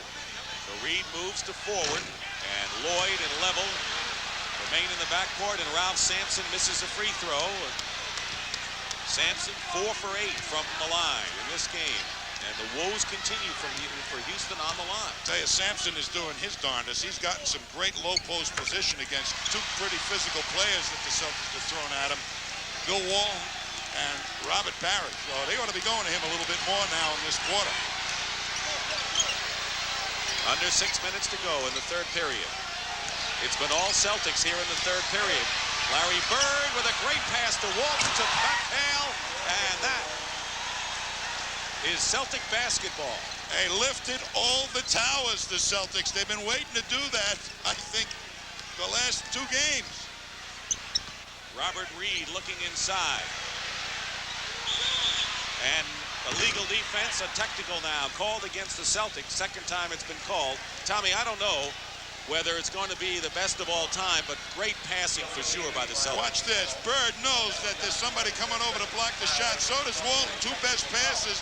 The Towers got caught up in judgment on when to go for the block. Not much you could do about it either. I mean, Boston played it beautifully. Level will shoot the technical foul. Tommy, at the top of the game, I asked you if you were the Houston coach, what would you do to get him back in the game? And you talked about the fast break, which they did, and getting the guards into play, which they did. But I'd ask you the same question right now because they've lost a lot of steam and trailed by 11. I I'd say, Dick, what you got to do at this juncture for the Rockets, I think Bill Fitch has got Allen Level in there to control the fast break a little bit better and hope to get that steaming fast break going as effectively as it did the first half. Yet the Celtics have outscored the Rockets 17-4 here in this third period. It's been a Boston period in this series. Olajuwon goes up, draws the foul. We haven't seen much of Akeem offensively. He has scored only 7 points, but will go to shoot 2 here. Well, that's not a bad man to start going to. The Celtics have surrounded him all day in one form or another, but he got super position on McHale that time. Foul is on Bird, his second, but they didn't really double the big guys after the outside people showed that they could hit the shot. That's right, and Akeem really didn't just get his game going. I think as much as he wants to win here, he got outfoxed a little bit by the defense the Celtics are throwing at him. He was looking for doubles and triples, and it wasn't there. 8-point lead with 5:14 remaining in the third period. Celtics score the first 11 points this period. Bird, Reed guarding him, offensive foul Bird. And that'll be 3 on Larry Bird. So Robert Reed now on Larry Bird, who has scored 2 of his 21 here in this period. When you start playing guards on defense, it makes your feet quicker. He's going to be able to get through those picks guarding Bird. Bird is on him, doubling on Olajuwon, and Akeem comes back. Rockets are going to need Akeem to get into the offense. The lead is cut to 6. They're doing a smart thing, Dick. They're bringing him to the ball, starting on the away side, and then bringing him to the ball. They're not giving him the same low post look. Timeout Boston. Rockets trying to creep back after a horrible opening moments here in the third period in game number 3 here at Houston Summit.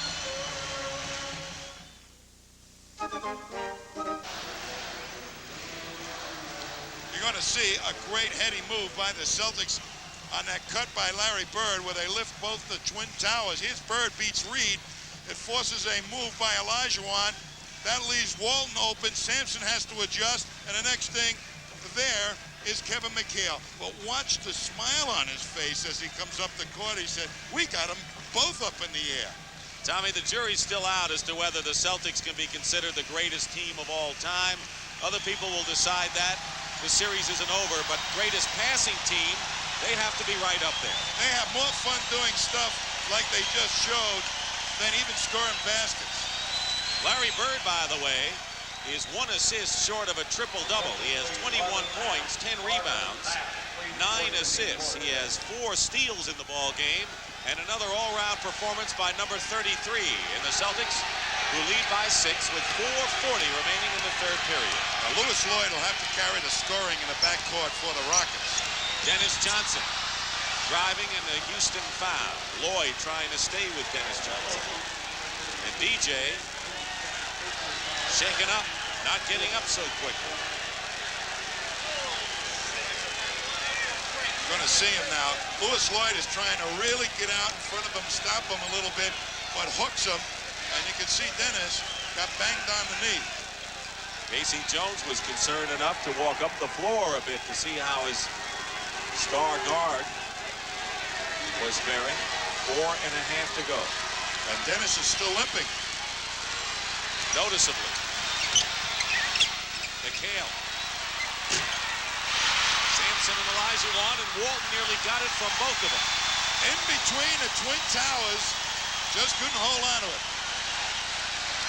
Celtic lead was 10.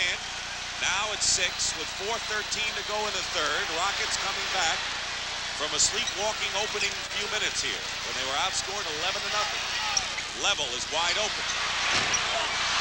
That's the closest he's come. He has struggled from the field since he suffered that broken wrist late in the year. Well, he took a long layoff. What he's really doing on his outside shot is drifting a little bit. Dennis Johnson. Fade away. Bird is there. Larry Bird, alert. Gets the basket. 23 for Larry Bird. And the lead is 8 now for Boston. Lloyd. Going in. Ainge and Olajuwon very nearly committed his 4th personal foul. Open is Dennis Johnson. Reed picks him up in a hurry. Bird left open. Level had to pick him up. Now Sampson.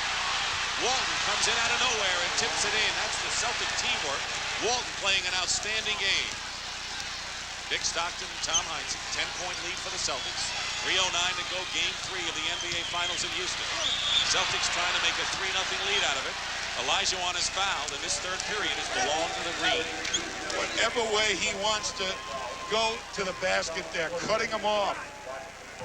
Whatever spin move, right or left, they have a man dropping in to impede him. Big story today, the Celtics on the offensive board.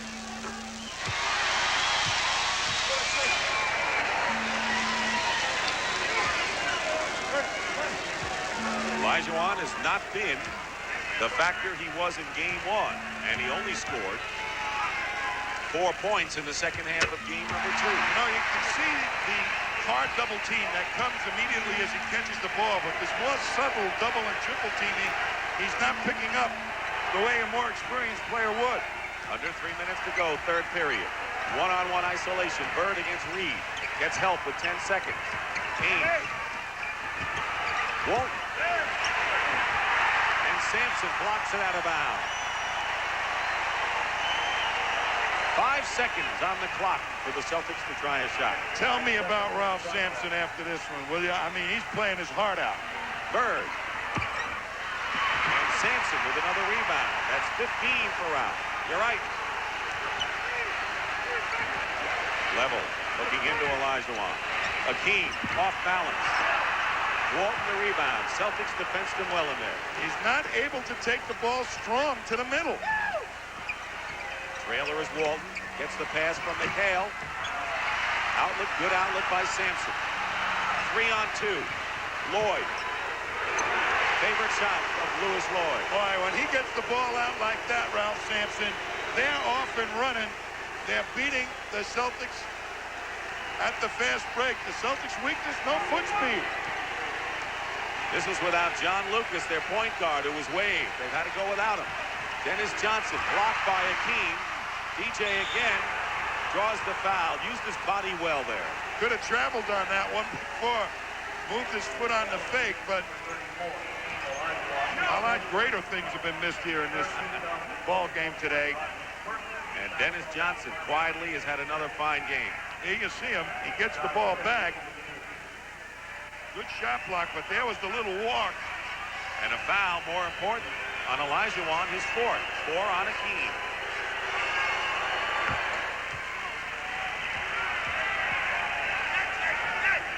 He was the MVP of the '79 playoffs with Seattle. I think that was very important for him, that series against LA. We're looking at third kill. Replacing Bird, who goes out with 23. But Dennis Johnson, I think, has found a real brother in Casey Jones. Most of the coaches had trouble controlling Dennis Johnson, not Casey Jones. He believes in him. Dennis Johnson, 8 for 8 from the line, 18 points in the game. 1:43 to go in the third period.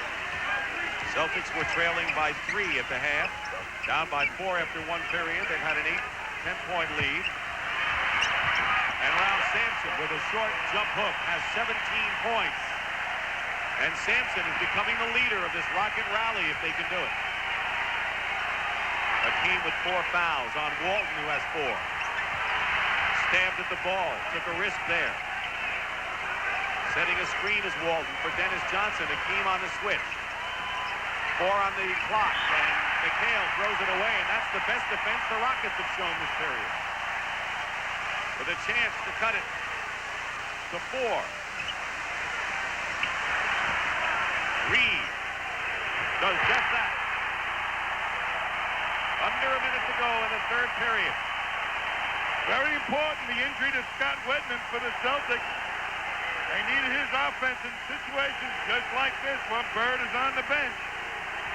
47 seconds out of bounds. There's Scott Wedman, who has fractured ribs and likely will not play, although he has hopes he might. We understand we have some electrical storms that has caused problems in our transmission. We hope you bear with us, and we hope to get all that worked out.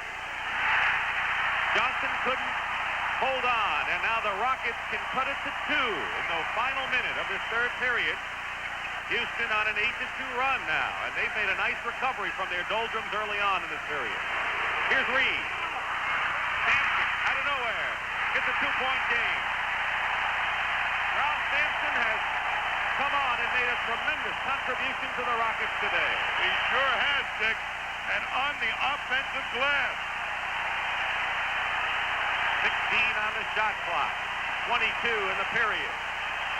McHale breaks that rally, and it's 84-80. A 10-2 run by the Rockets, and they're down by 4, and Houston can play for the last shot now. Sampson has 19 points and 17 rebounds. A tour de force performance. A team misses. Ainge as the buzzer sounds. The Celtics scored the first 11, but the Rockets came on at the end. And that's the end of the third period with the score. Celtics 84, the Rockets 80. We'll return to the Summit in Houston, Texas after this word from your local station. Live from Houston, CBS Sports coverage of the 1986 NBA Finals is sponsored by Renault Jeep, official vehicles of the NBA. IBM. And by Top Flight XL, and Top Flight Plus golf balls from Spalding. No other ball can beat them. Dick Stockton and Tom Heinsohn here in Houston. Rodney McRae scored 10 of his 12 points. Did a good job against Larry Bird, and the Rockets led by 4. But Larry Bird, not to be kept down for long, came on strong, finished the half with 19. Houston's lead was cut to 3, despite the fact that they played outstanding ball. But then in the third period, the Celtics scored the first 11.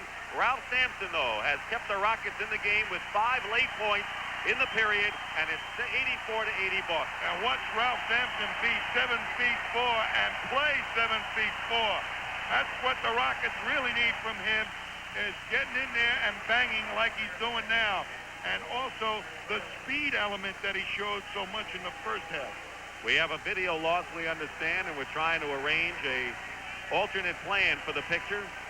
We appreciate you bearing with us. Jerry Seasting is in the game. Larry Bird for the Celtics as well, teamed with Ainge, Parrish, and McHale. Start of the fourth period. Actually, the Rockets have outscored the Celtics in both games in the final period. Bit deceiving, though. Parrish. This is a baseline shot. Sampson the rebound. 1 for 8 for Parrish. Having an off day today. Sure is. Reed. Rebound by Parrish, and the Celtics leading by 4 in the first minute of the final period. Boston leading 2-0 with 2 impressive victories over the Rockets in Boston.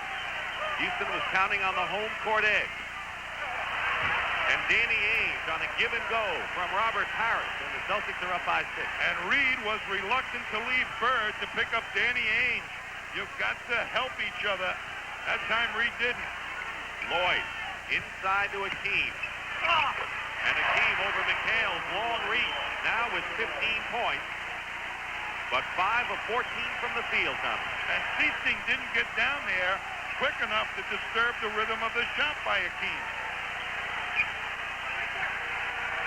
Seasting looking to Bird, and Bird is held by Robert Reed. And that's the first foul of this fourth period.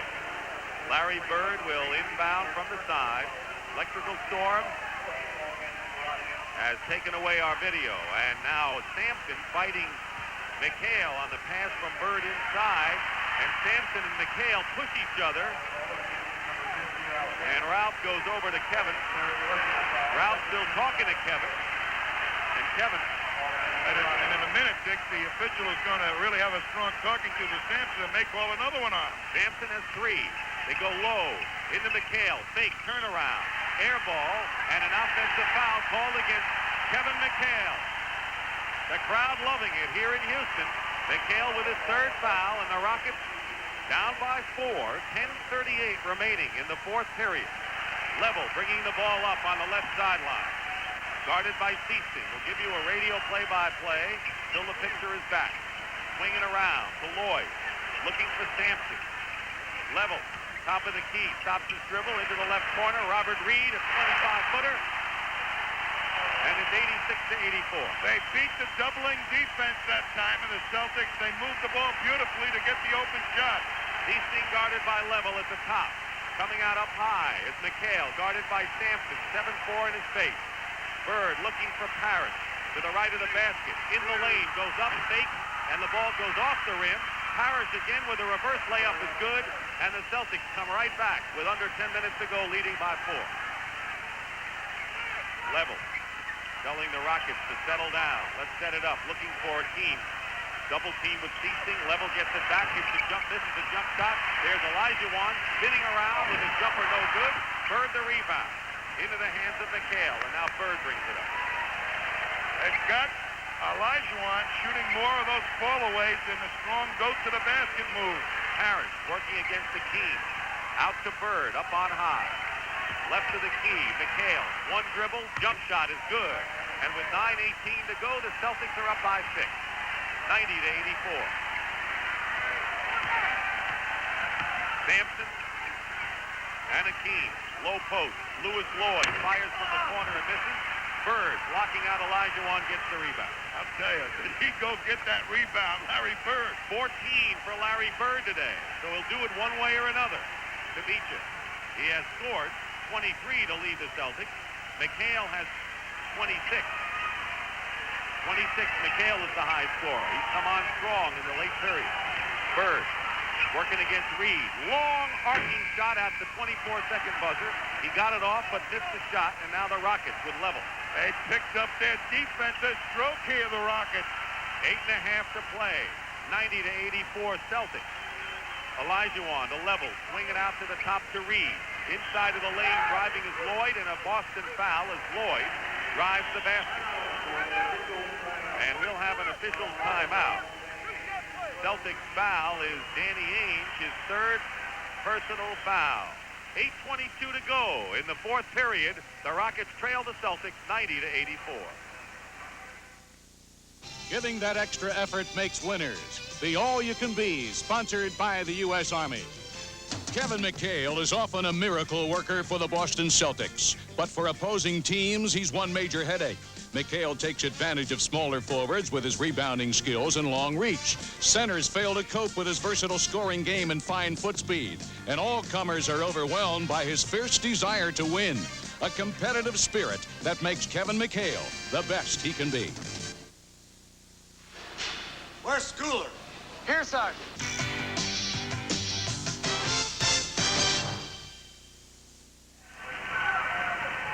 Dick Stockton and Tommy Heinsohn, aware of the fact that because of an electrical storm, you do not have video. We're trying to work an alternate way for you to get the picture. As soon as we can do it, you'll get the picture. But Tommy, we're a 6-point Boston lead, 8:22 to go. They seem to be going back, trading baskets at this point. What are your views? I think what the Rockets have done is start to stiffen their defense a little bit. The Celtics normally can get a good shot when they want it. They have not been able to the last couple of trips up the court. They've been under the gun before the 24-second clock to get a shot off. And even before then, they're not gotten a good shot. Sampson has 19, Olajuwon 15, but Robert Reed hitting well from outside has 20 points to lead the Rockets.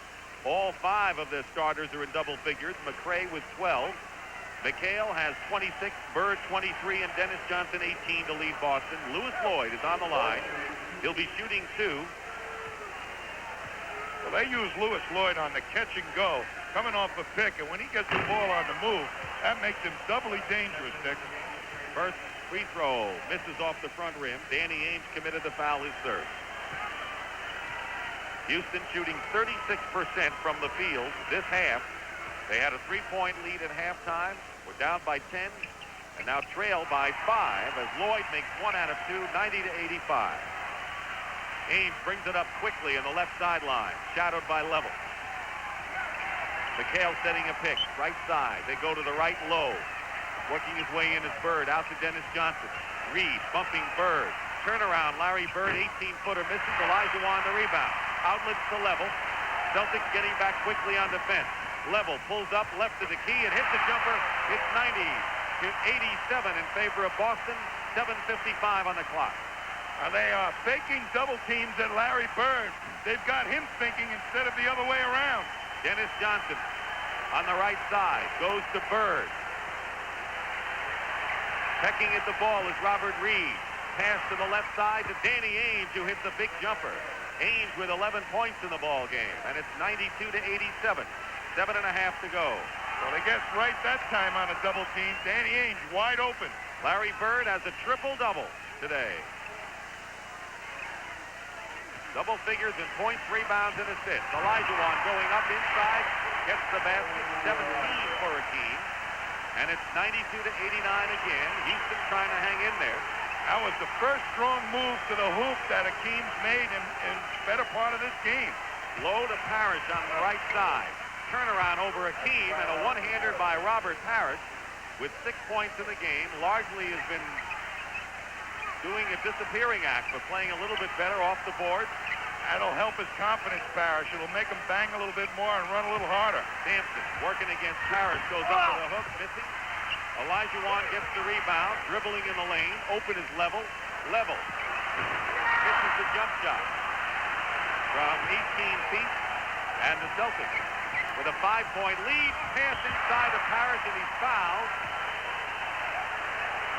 Parrish was inside, beat the Rockets center Olajuwon down the court, and was fouled going in. And the foul will be against Olajuwon, his 5th foul, with 6:29 to go. A big foul, timeout. We're back here in Houston Summit. 16,000 fans for Game 3. And Akeem Olajuwon, who said no way the Celtics will win 2 games here in Houston, sees the Celtics leading 94-89, 6:29 to go, and the Celtics will be on the line. Robert Parrish will shoot, and Olajuwon has 5 personal fouls. Although today, the Rockets have been led inside by Ralph Sampson. And this man here did not have a good game. Robert Parrish, Akeem Olajuwon has had his way with Parrish, really denying him position and really pecking at the ball whenever Parrish handled it. So he's never able to handle it cleanly. Here's Parrish. Casey Jones has great belief in this man, particularly down the stretch for rebound purposes. Stick with Robert Parrish, he says. And of course, he can run the court with any center in the league, and you saw him do just that and get the foul by Olajuwon, a big one.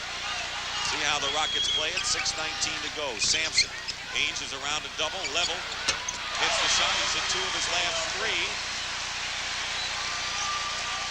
Keep in mind that Robert Reed's going to be occupied with Larry Bird, and that's going to take something away from his offensive abilities at this point. Well, Lever will have to hit that shot against Ainge. Parrish working in double team. Dennis Johnson gets a key offensive rebound. That's why he's been the biggest rebounder in the series coming into this game. Parrish with under 6 minutes to go. Dennis Johnson with a big basket, and the Celtics have opened their lead to 98-91 with 5:39 remaining in this 4th period, and it's awfully quiet in the Summit. Rockets are undefeated in the playoffs, 7-0 at home. They had the 2nd-best home record in the league, but the Celtics, they did their best work on the road of any team in the league. Sampson crashing the board, another chance, and Ralph Sampson, 21 now. I tell you, this is one of his tough games. They've got character in Ralph Sampson here. And we'll find out about the rest of them in the final minutes here if the Rockets can come back at home from a deficit and get on the victory board. Boston has to come up with a good shot here. 5 minutes to go. Ainge trying to feed it into Parrish. Level, saved it into the hands of Reed. Level, veteran, played well against the Celtics in the 81 title series. But that pass is off the hands of Olajuwon, and the Rockets miss an opportunity. Well, 2 big guys mishandled some passes that should have been handled. And a timeout called by the Celtics. They have a 5-point lead. You're going to see Dennis Johnson right down here on the right of your screen make a heck of a move coming to the basket. The ball goes into Parrish, and all of a sudden, you're going to see Dennis Johnson move to the basket. Wiggins stops for the double, but now watch the inside training of Dennis Johnson, who used to be a forward in college, become a real true offensive rebounder by carving out some room, taking the defensive rebounder on his back, and then plucking it off for an easy rebound. Fine all-round player, Dennis Johnson. 5 rebounds, but that was a big one for the Celtics. We're up by 5 and have the ball. Wiggins on Dennis Johnson. Reed has been on Bird. Bird has been stalled at 23 for a while. Gets free, shoots over Reed, and has 25. That was a big basket. They've got a good shot out of their offense. They have not been getting some good shots the last few times down the floor, the Celtics. 4 minutes and 15 seconds to go. And the Rockets are under tremendous pressure now, trailing by 7. Played very well, but we're leading by only 3 at the half. And stepping on the line, Reed turns the ball over to Boston. I tell you, Robert Parrish is really doing a heck of a job on Sampson, denying him the low post position that he wants to get. Beautiful job. And how about McHale? You know, you can't keep them all down forever. 4 points in the first 17 minutes. McHale has had 22 points in the last 26 minutes of this game. And a pushing foul against the Rockets. Dennis Johnson is still limping out there from his collision of knees before. Foul was on Wiggins, his 3rd. McHale working against Sampson. Ball knocked away by Ralph. Reed, 4 on 3, Houston. Sampson ducks down, draws the foul with 3:41 to go. I tell you, there is a lot of complaining by the inside players who feel that there are many hands coming out and reaching for the ball. McHale almost gave up a hoop that time, complaining to one of their officials. 20 rebounds for Ralph Sampson, 21 points. Misses the free throw. He has struggled from the line today. Timeout story. The Celtics have 3 full timeouts plus a 20. The Rockets have 3 full timeouts. They've used up their 120. Sampson is 5 for 10 at the free throw line. Now 6 of 11, and it's a 194 game. Celtics trying to hang on and go up 3-0. They're harassing DJ, trying to get him to take some time off the clock before they can get into a good play movement. 3.5 to play in the 4th period. Bird, one-on-one isolated against Reed. Finds Parrish inside, and Parrish. McHale tips it in. Kevin McHale in a big basket with 28 points. He was quiet for so long, and McHale leads the Celtics with 28. Double team on Olajuwon. McHale and Akeem. And Akeem gets the basket and a foul, which wakes up the crowd. That's what they need from Akeem. He turned to one side, and then Ainge did not drop back fast enough to cut off the ankle to the hoop. And Olajuwon will go to the line. Kevin McHale has 4 fouls now. And here is Akeem. And this is where the free throw shooting, which has not been good for the Rockets, has to be affected the rest of the game. 5-point Celtic lead. That's the time remaining. Wiggins is on Dennis Johnson.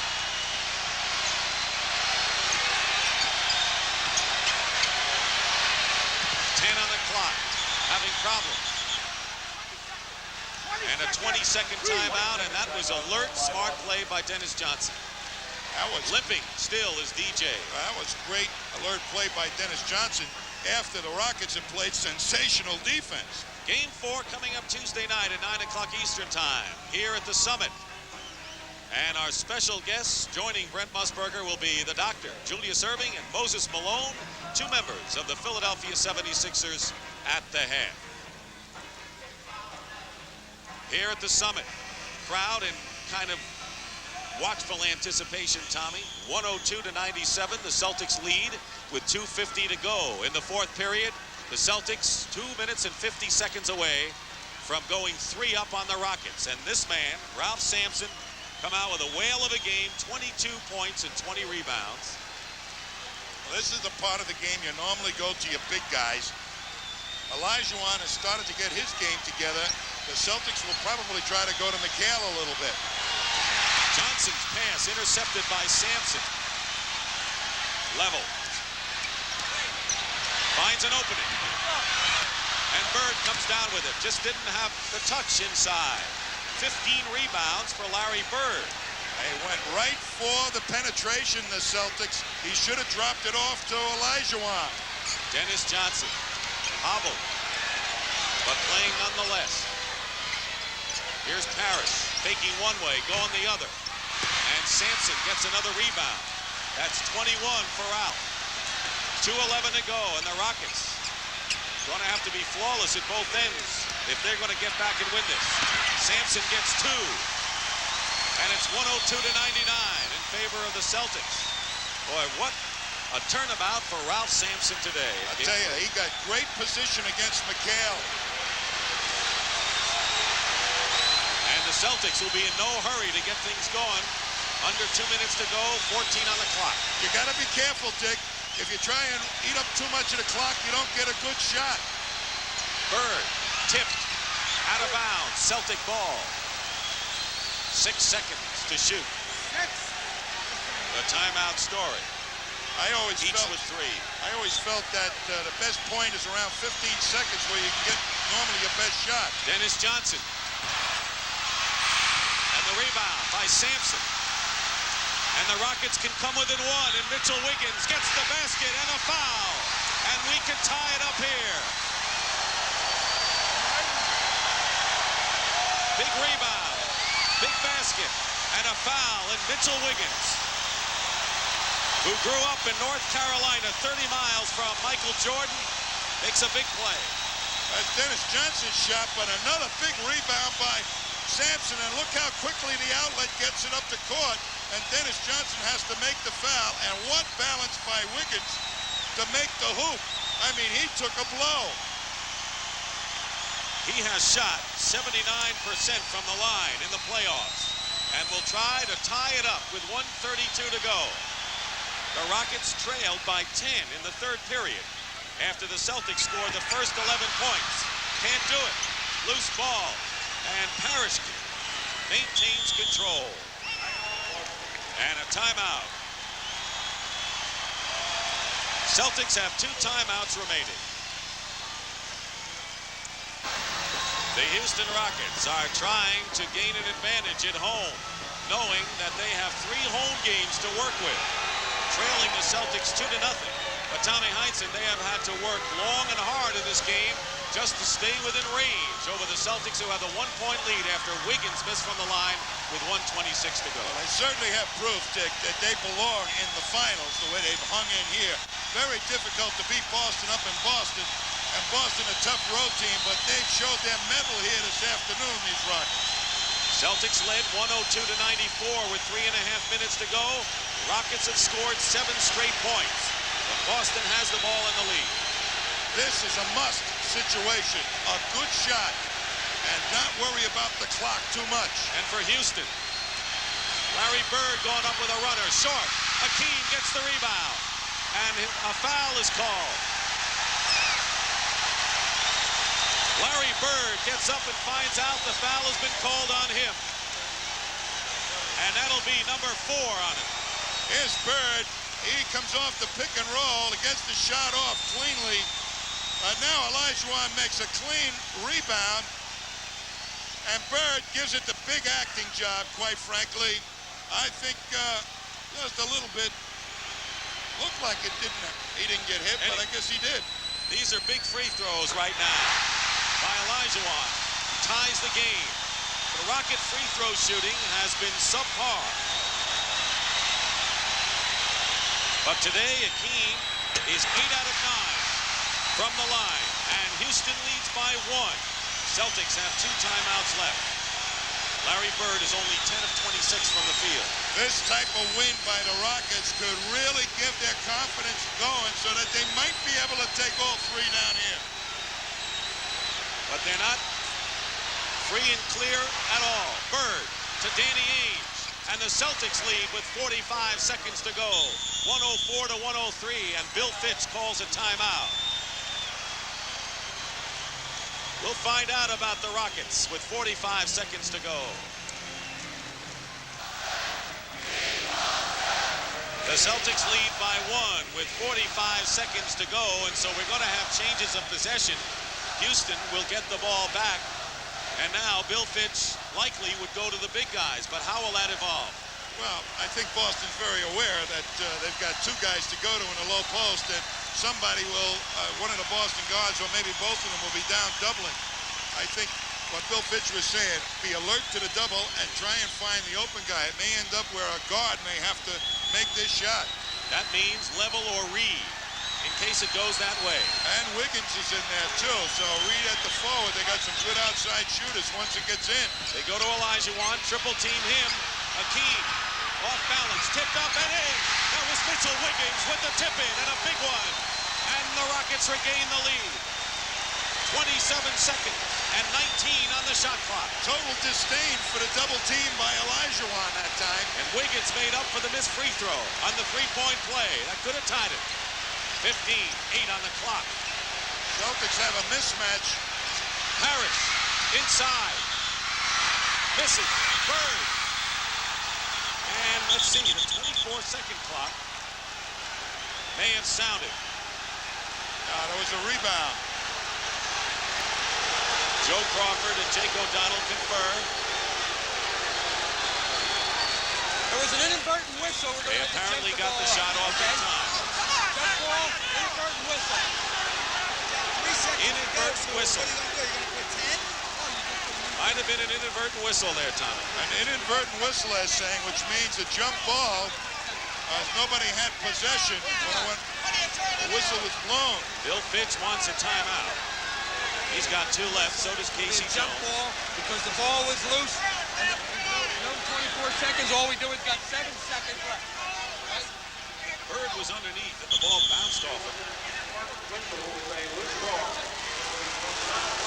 They're going to jump it. Nobody had possession of the ball. That's why it's a jump ball. If Celtics had possession, they would have retained possession. Comes down to this. Just like we're starting the game over. Harris and Sampson will jump. Well, Sampson should get the leap here. First, the Celtics will call a timeout. 7 seconds to go in this drama.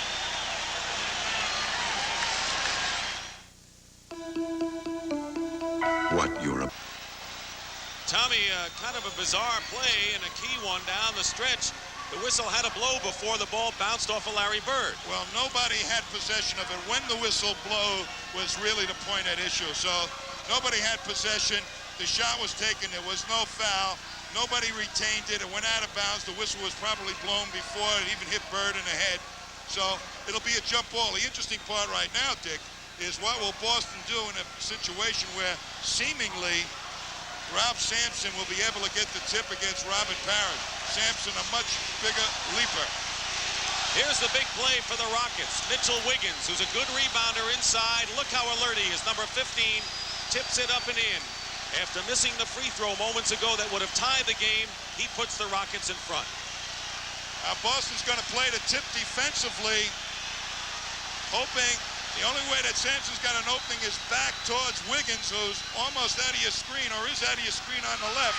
Houston controls, and Akeem is fouled with 5 seconds to go. Now, if he makes the free throws, Celtics have time for a three-pointer to tie. Well, they picked out the biggest target, Olajuwon, to spread out. They had it lined up that they could have tipped all the way back, but not a bad move as Olajuwon really can jump and spread. It worked. He's 8 for 9 from the free throw line. Celtics. They call a timeout. They have 1 left. Akeem could give the Rockets a 3-point lead. Going for his 24th point. He doesn't make it, and the Celtics call time. And a chance to tie with 5 seconds to go. So Olajuwon misses the second free throw. Boston has a shot.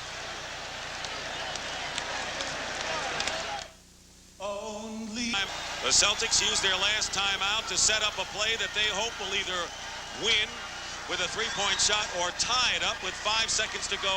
The Rockets, with a great comeback, Tommy, have outscored the Celtics 12-2 in the last 3 minutes and 15 seconds. You know, it's awfully difficult to eat up the clock in professional basketball. You try to run it down too close to 24, you usually end up with a bad shot, and that's what I think happened with the Celtics. Plus, some very good defense by the Rockets. What the Celtics have to do right now, Dick, is go for the two-pointer, I think.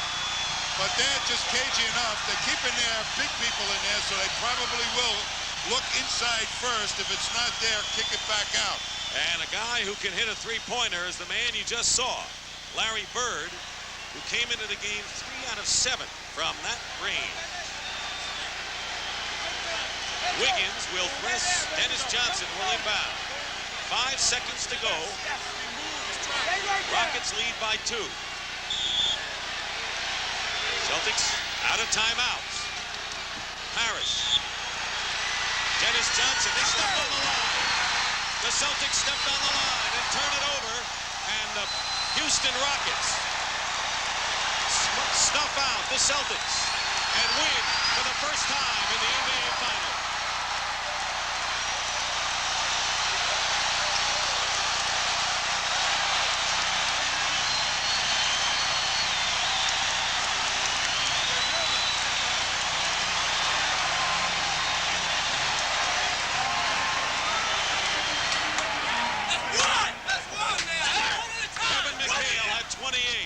But for the Rockets, Sampson 24, Olajuwon 23, Robert Reed had 20. So the Houston Rockets, Sampson with 22 rebounds, was the key man for the Rockets today. And here's the great defense by Houston. They really played tight. They made everybody come to the ball. They gave a big target, Robert Parrish, but he stepped on the line on that pass to Dennis Johnson. Good defense. Look at Bird coming to the hoop. And Reed right there. Look at Parrish. Let's see if we can catch if his foot was on the sideline or not. Usually bring your big man. And there it is. Right on the line. Right foot. And Tommy, the Celtics were out of timeout. So if Dennis Johnson had any trouble, he couldn't call a timeout and set something else up. Tremendous credit to the Houston Rockets, who could have been demoralized after they had the lead, were down by 10, and did the job down the stretch, and now trail 2 games to 1. Let's go back upstairs to Brent Musburger. Brent, what a game. All right, Dick, it certainly was. Akeem Olajuwon saying that the Rockets would not lose this game, nor would the Celtics be able to win 2 of 3. We'll see, because the next 2 games are still scheduled here in the Summit. So that does it. The Houston Rockets, showing character for the first time in this series, climb back in. They beat the Boston Celtics. The final score, 106-104. So be sure to join us Tuesday night. It will be Game 4 of this series from the Summit in Houston, Texas, starting at 9 p.m. Eastern Time. Will the Rockets make it 2-0, or will the Celtics open up a 3-1 lead? We'll find out on Tuesday night. The NBA on CBS has been a presentation of CBS Sports.